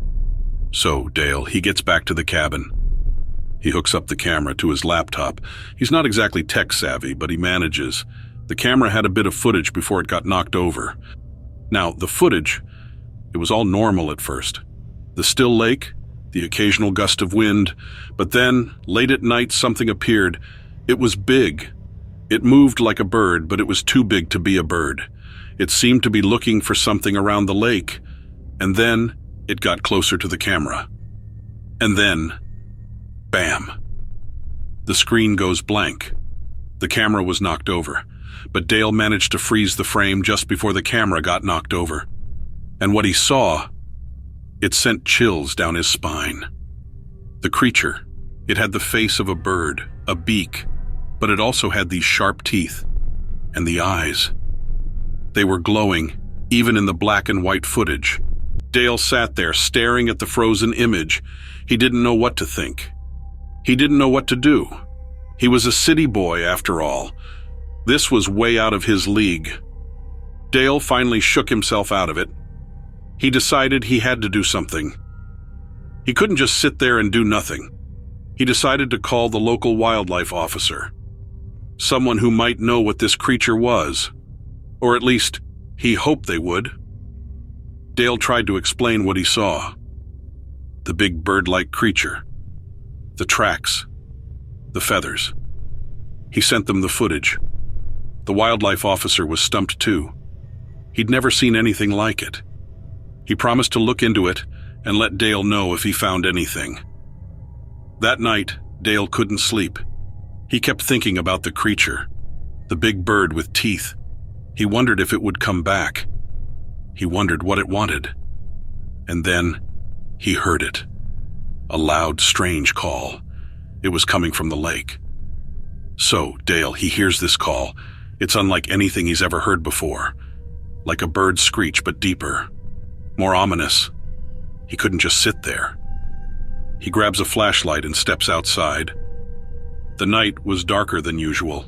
Clouds blocking out the moonlight. He walks towards the lake, the call getting louder. As he nears the lake, he sees it. The creature, it's there. Just by the water's edge. It was bigger than he'd thought. Taller than him, even. Its feathers were black, shiny under the weak flashlight. It turned around and Dale. He couldn't help but freeze. It was the creature from the footage, but seeing it up close, it was much more terrifying. The beak, the teeth, the glowing eyes. Dale slowly backed away, not taking his eyes off the creature. It seemed to be watching him, curious, but it didn't move towards him. Dale made it back to the cabin, his heart pounding. He spent the night awake, listening to the creature's call, wondering what it was, what it wanted. The next day, Dale decided to head into town. He needed to talk to someone, the wildlife officer, or anyone who would listen. In town, folks looked at him like he was crazy, a giant bird creature. In their small, quiet town, he couldn't blame them. He would have thought the same. If he hadn't seen it with his own eyes, days turned into weeks. Dale kept seeing the creature. At night by the lake. It never threatened him. Just stayed by the lake, doing whatever it was doing. Dale didn't understand it, but he decided to coexist. He started to document the creature, its habits, its calls. He even gave it a name, ravenous. After its raven-like appearance, he started to feel less afraid, more curious. What was ravenous? Why was it here? Was it alone? So many questions. Dale knew he was in the middle of something big. Something most people wouldn't believe. But he had the proof. The footage, the photos. The giant bird creature of the Alaskan lake. Ravenous. He decided to share his discovery. He reached out to wildlife experts, bird watchers, anyone who might be interested. He knew it would be hard for people to believe him, but he had to try. So Dale, he's reaching out to all these people. He's sharing his story, his footage, his observations. He's hoping someone would take him seriously. But all he gets are dismissals. It was disheartening.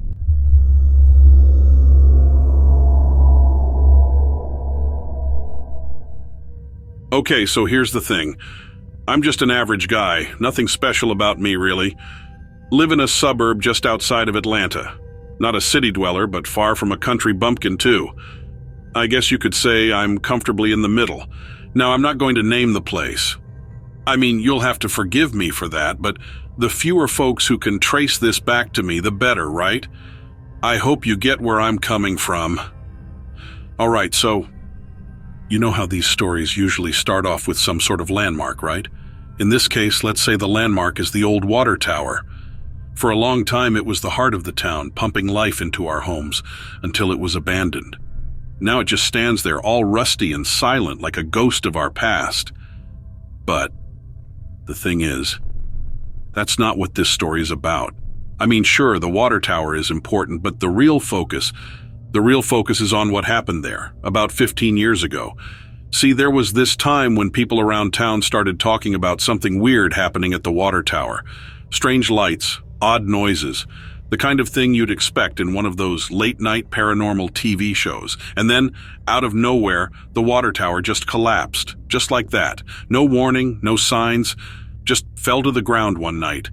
And the strange thing is, no one could figure out why. Well, maybe that's not entirely true. Some folks, the ones who saw the lights and heard the noises, they said it was because of some creature. Now, I know what you're thinking. A creature? Really? But the thing is, I saw it too. And it wasn't any animal I'd ever seen before. It was like a large shadow shifting and changing, sort of like those Rorschach ink blots you see in movies.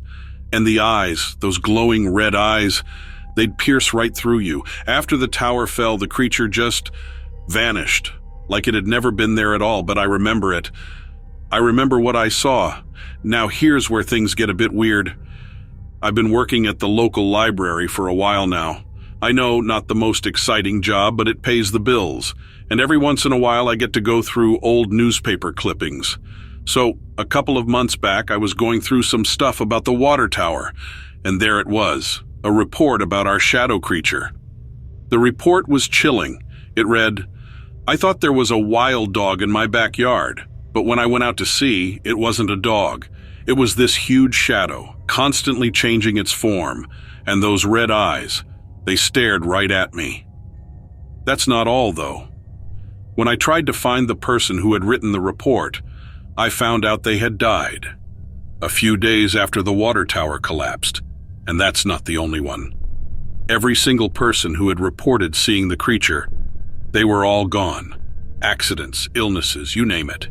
It was like they had been cursed. So here I am wondering about this creature, wondering if it had something to do with the water tower, wondering if I'm next. I mean, I want to know more. I want to find out the truth. But what if that means I'll end up like the others? What do you think? I mean, should I dig deeper? Should I let someone else know about this? Or should I just keep my head down and forget all about it? There's a reason why people stopped talking about the creature, right? There's a reason why it was forgotten, and maybe I don't want to know that reason.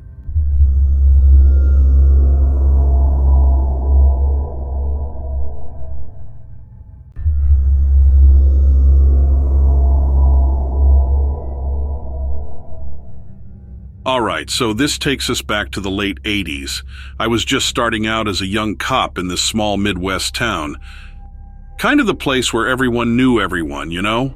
I was renting this little one-bedroom place in the heart of town. Now, it wasn't anything fancy, but it was home and I loved it. So one day I get this letter in the mail from the landlord.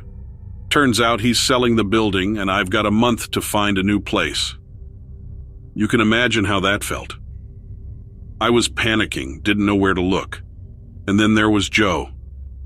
This old-timer at the station heard about my situation. He told me about this vacant house down the road that was owned by his cousin. Said it was in a rough state, but I could live there rent-free if I fixed it up. I was desperate, so I decided to take him up on his offer. And boy, he wasn't kidding about the house being in a rough state. It looked like something straight out of a horror movie. But you know, there was something about it. It had character. I decided to roll up my sleeves and get to work. A few weeks in, I met my neighbor, this old lady named Edna. She was kind of peculiar. Always kept to herself. But she had this huge, fenced-off backyard that she never used. It was always so quiet over there. Then one night, I'm up late, working on the house, and I hear this strange noise coming from Edna's yard.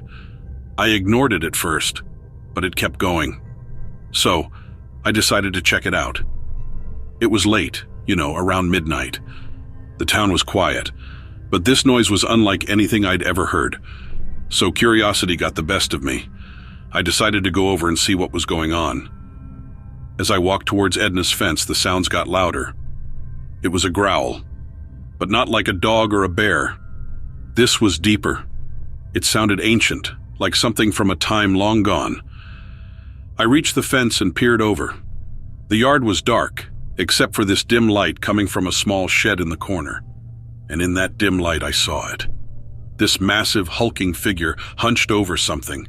This creature. I can't even begin to describe it. It was like some kind of reptilian humanoid. Its skin was scaly and rough, gleaming under the dim light. But its face, it was almost human-like, but warped, twisted. Its eyes were deep and fiery red. They glowed in the darkness, giving off this eerie light. When it heard me, it stopped what it was doing and looked up.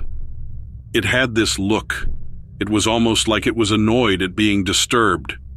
Its eyes narrowed, and it gave this low hiss. And then, it started to stand up. I swear to you, it must have been at least 7 feet tall. I could see its muscular body covered in those thick scales. It looked right at me, its eyes burning with a primal rage. I could see its sharp claws glistening in the light. For a moment, time stood still. It was just me and this creature staring each other down. I was petrified. My heart was beating so fast I thought it was going to burst out of my chest. Then it let out this roar. It was deafening. It echoed through the night, shaking me to my core. I stumbled back, my heart pounding. I turned and ran into my house, slamming the door behind me. I couldn't sleep that night. I kept replaying the encounter in my head. The sight of that creature. It was like something out of a nightmare.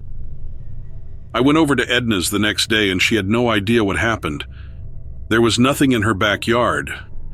I must have checked 10 times that day. So I ended up doing a little digging. Turns out, Edna's house was owned by her son who lived out of state. He had no idea what was going on either. I told him about the creature and he was as shocked as I was. The next month, Edna was gone. Her son came and cleaned out the house. They never found any creature, though. The house was sold, and the new owners completely renovated the place. But to this day, I'll never forget that creature in Edna's backyard. It's one of those things that stays with you.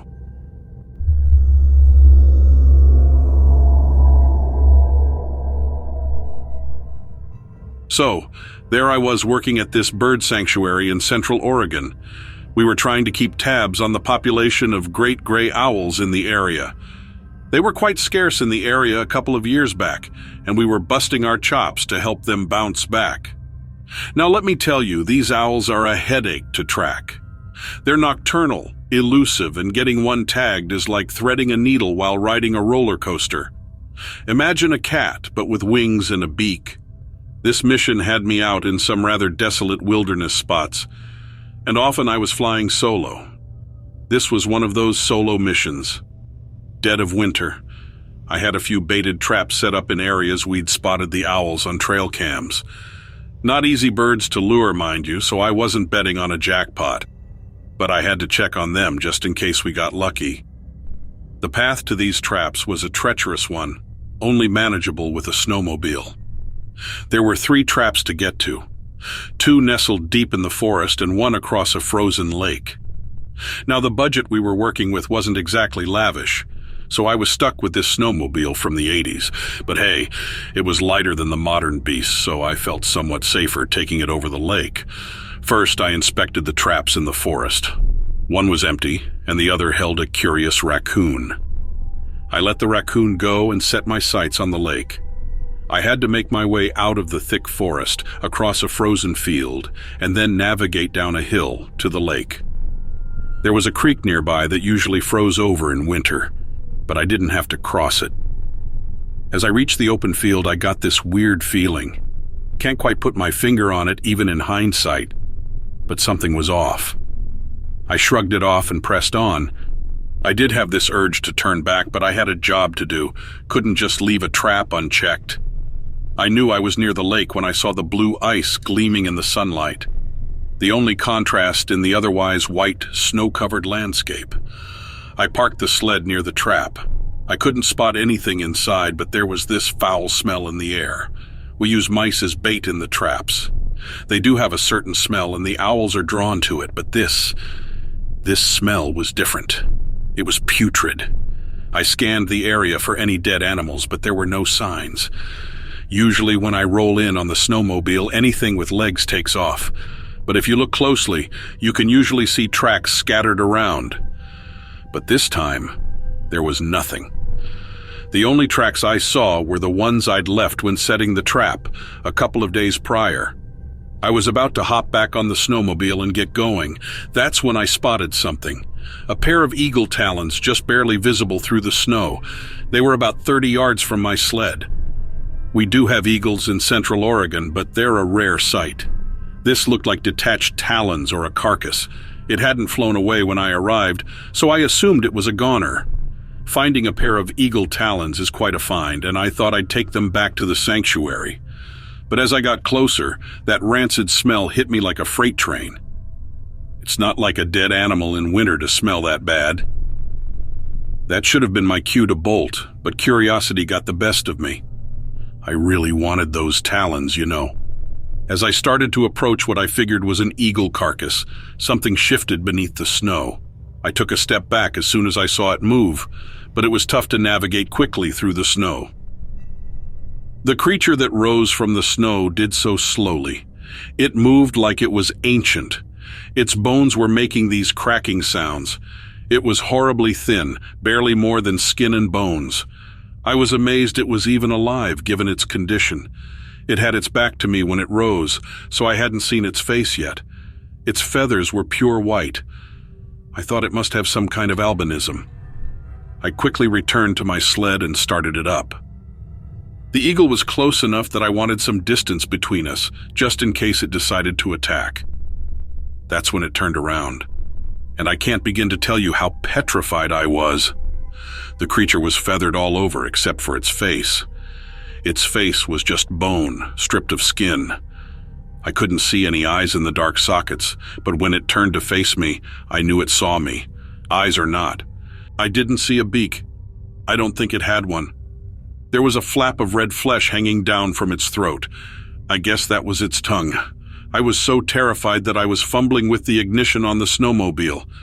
It took 3 attempts to get it started, and all the while, the creature kept its gaze locked on me. It began to shuffle towards me. Its movements were disjointed, like its legs weren't properly attached to its body. It's hard to explain. I managed to get the snowmobile running before it reached me, and I took off. I kept looking back, but it didn't give chase. I know what I saw wasn't just a sick or injured eagle. The local tribes have a name for it, but I won't utter it here. The legends warn of their danger to humans, and I count myself lucky to have gotten away as easily as I did. I think I must have disturbed it from a deep slumber, which is perhaps why it didn't pursue me. I can't say for sure, but what I do know is I won't be going back to that area alone or without a firearm.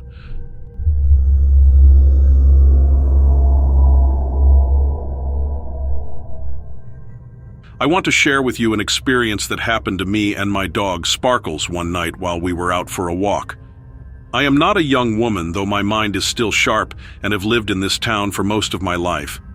I have walked the same route with Sparkles for years, and it has always been peaceful and uneventful.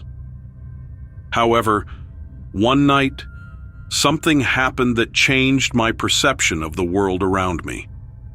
I had never been a believer in the paranormal. I thought those kinds of things only happened in movies and books. But what I saw that night made me a believer. It was a warm summer night, and Sparkles and I were out for our usual walk. We lived in a quiet suburban area, and our neighborhood was always peaceful at night. However, as we walked, I started to feel uneasy. Sparkles, who is normally very relaxed on our walks, was growling and barking at something I couldn't see. I couldn't see anything in the darkness, but Sparkles was acting as if something was there. I have always been an animal lover and have owned dogs my whole life. I am retired now and spend most of my time with Sparkles. We have a close bond, and I cherish our time together. I have never experienced anything like what happened that night, and it has left me very uneasy. As we continued walking, I saw something moving in the distance. At first I thought it was a stray dog, but as we got closer I realized it was something far more sinister. It was a massive black dog-like creature with burning red eyes and thick matted fur. It was larger than any dog I had ever seen, and my mother used to breed Great Danes. It was staring right at us. I stopped in my tracks and Sparkles barked louder and louder. We both stood there as the creature approached us, and I had never been so scared.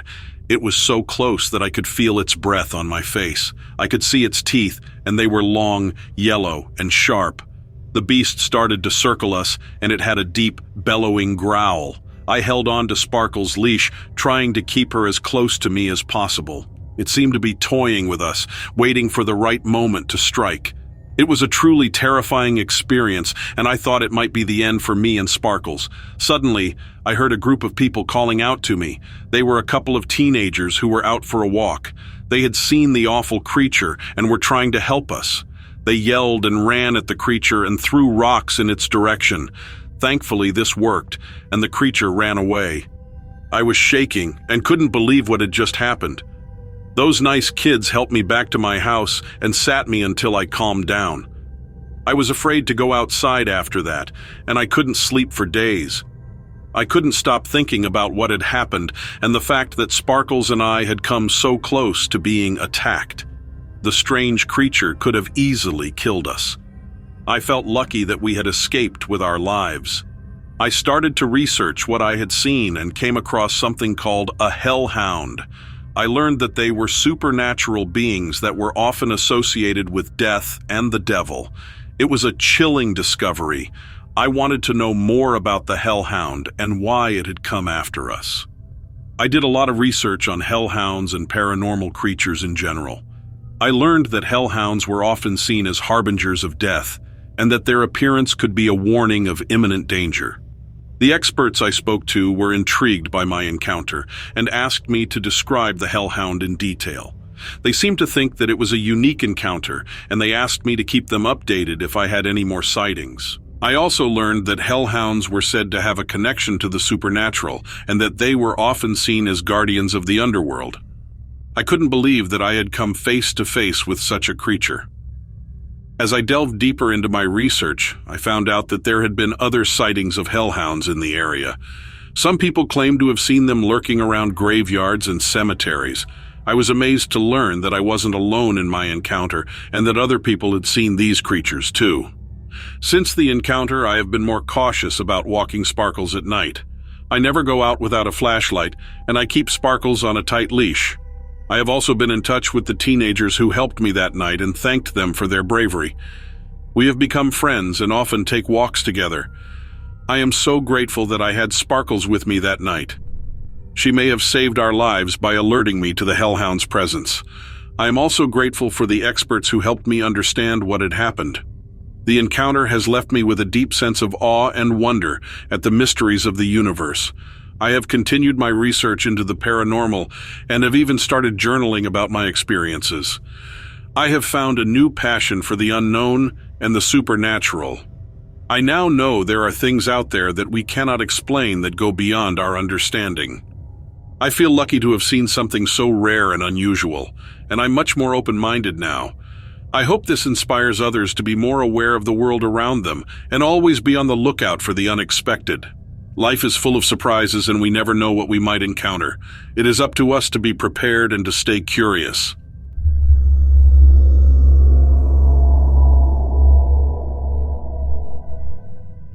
We were losing ranchers left and right. They were just abandoning everything. They'd auction off the cattle and just leave. Some of them even left all the furniture in their houses.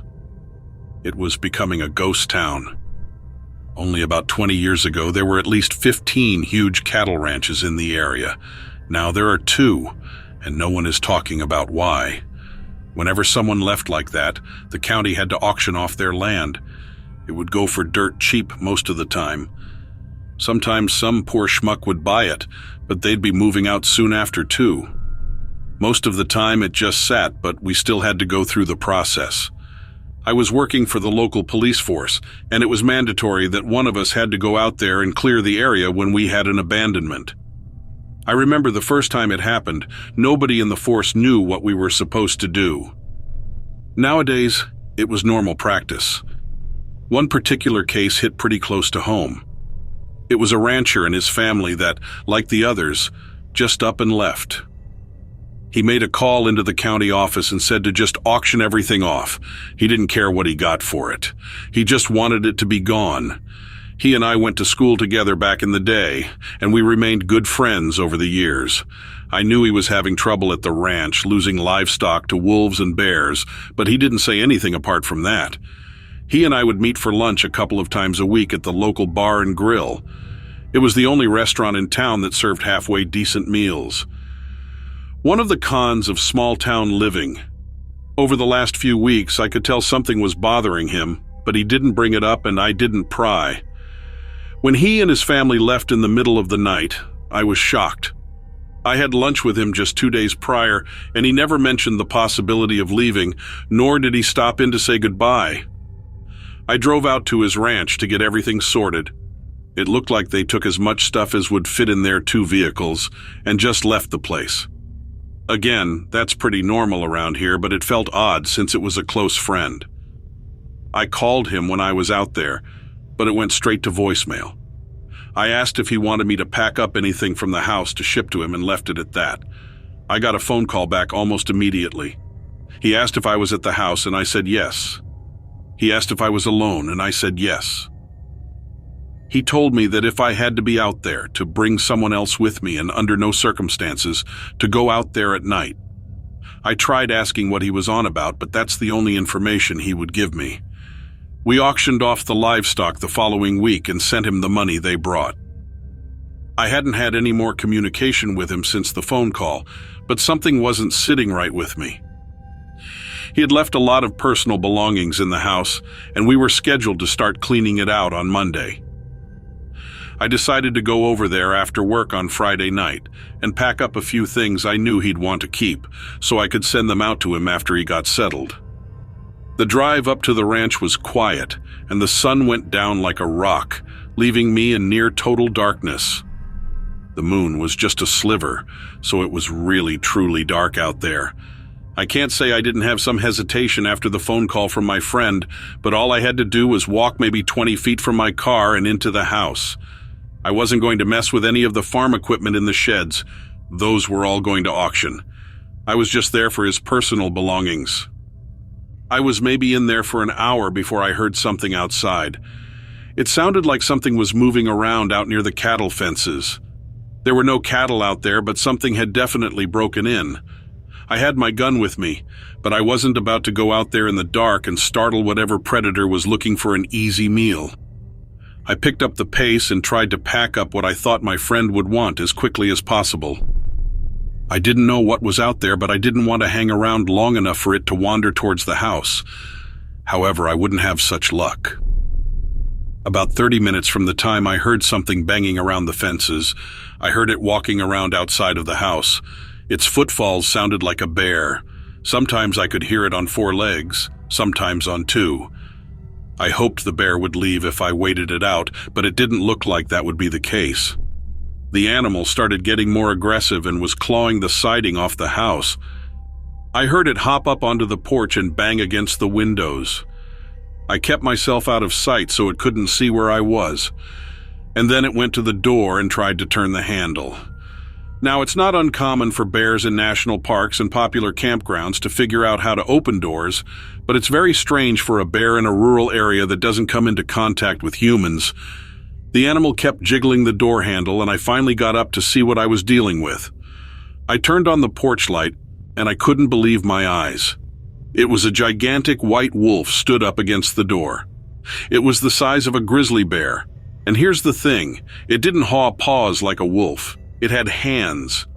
Its back legs were a sort of mix between paws and feet. They were angled in a way that made it possible for the creature to go on both 2 legs and 4. I knew immediately that this was the reason people were leaving. I drew my gun on it and told it to get away.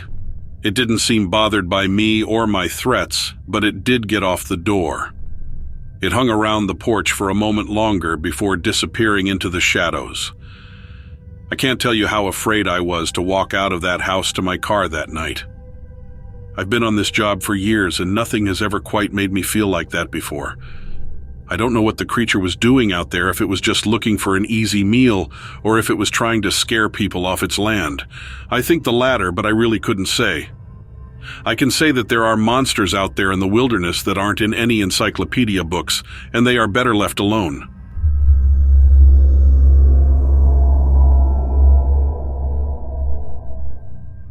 These stories always take place on land, don't they? That's how I always hear them, at least. Chase through the woods, watch through the windows, and so on. I've seen a lot of things on the force. Most of them I handled well. Some of them I wasn't quite trained for.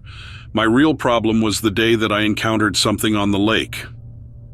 How do you stop something when it's coming from beneath you? How do you escape it when it already has you surrounded? I'll jump ahead and spoil the ending since I'm sure you've already guessed. I didn't stop the monster that day. I didn't escape it either. I used to spend my days off at the lake, sometimes on the shore, sometimes in my boat. No matter what, the hours always passed a little easier when there was a fishing pole in my hands. I don't remember catching anything on that particular day. I remember the water being still, actually. It was like I'd driven across the surface of a mirror. The only thing moving in that lake, at least at first, was my reflection. Then something knocked against my boat, rocked the whole thing from side to side, nearly made me drop my pole. What was it? I was coming up empty as far as explanations were concerned. I looked over the edge, expecting to see a log or something bobbing underneath the surface. Sometimes a storm would uproot a tree and send the whole thing sliding into our lake. It'd float there, just out of sight, until tangling with some fisherman's line or knocking on the underside of a vessel. That wasn't the case. There was nothing in the water, nothing that I could see. Whatever had brushed my boat had already swam away. I should have been afraid that very moment. Instead, I was excited. I thought maybe I'd drifted onto the path of a gar or a sturgeon. That meant there was something here for me to catch. Little did I know I was the one on the line. I watched the surface of the lake even closer than before. That's the thing about fishing. You aren't always hunting with your eyes. Sometimes you're waiting for the tug of the line or the sound of the pole shifting in its stand. I needed to see it, though. If I could set my eyes on it, I could wrangle it. I could lug it up the shore and take one of those pictures with the freshwater monster in my hands. But I didn't see a fish. I saw a blur. I saw the gray shift of some unintelligible shape, far below the surface of the water. Too far beyond the rays of the sun for my eyes to decipher what it was. I could only tell that it was big and fast, but strangely agile. Something as large as the shape I saw moving underneath the lake should have disturbed the water a great deal, but it barely budged. When the amorphous gray movement disappeared somewhere lower in the water, I felt the anxiety finally creeping into my bones. The cold sweat on the back of my neck and the sinking feeling in my stomach. Something was very wrong here. If the fish weren't out today, I shouldn't have been either. I turned to activate the motor and headed back to shore. Suddenly, the boat lurched again, this time rolling across the water and dumping me into the depths. Something callous and rigid scraped across my leg. I felt it even through my pants. I hurried to orient myself, to remember which way was up. I unlaced my boots and kicked them off before the steel toes could drag me down any further. I started swimming. I couldn't believe how far down the momentum had dragged me. And then the shape passed overhead. It blacked out the blinking light of the sun passing through the water. It enveloped me completely in darkness. I could barely make out the shape of fins ahead of me. Each one was at least 2 feet long. It had a body the size of a small car. Its neck was long, or maybe that was its tail. Things smeared together down there, creating an unknowable creature, painting a monster in broad strokes that I couldn't define in the dim light of the lake. It passed overhead long and slow. I thought my lungs might burst with how badly they were burning. And then it was gone. I had a clear path to the surface and I took it. I sucked in air loud and frantic. I coughed and I spit and blinked the burning tears from my eyes. The boat wasn't far. I made it back inside somehow. The engine still worked. Before I knew it, I was crawling across the shoreline and laying my face in the mud. I heaved and choked. The motor kept screaming behind me, trying to propel the boat even though it had hit dry land. It must have been 20 minutes before someone found me. They helped me to my feet, uninjured and no worse for wear. At the time, I could only point at the lake. When nothing turned up after that, I became the butt of my friends' jokes. Little by little, my peers stopped taking me seriously. All my credibility was gone just because I had seen something that no one else had encountered.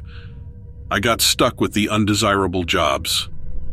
Eventually, when I asked my superiors if we could dedicate some manpower to thoroughly searching the lake, I was laughed off the force. I wasn't trained for that either. It hurt. Embarrassment grew in me like a weed. And that weed still sits there. I try telling this story, but no one wants to hear it. I guess it's easier to face the idea of a monster in the woods than it is to imagine something lurking beneath the water, something we couldn't see even if we tried.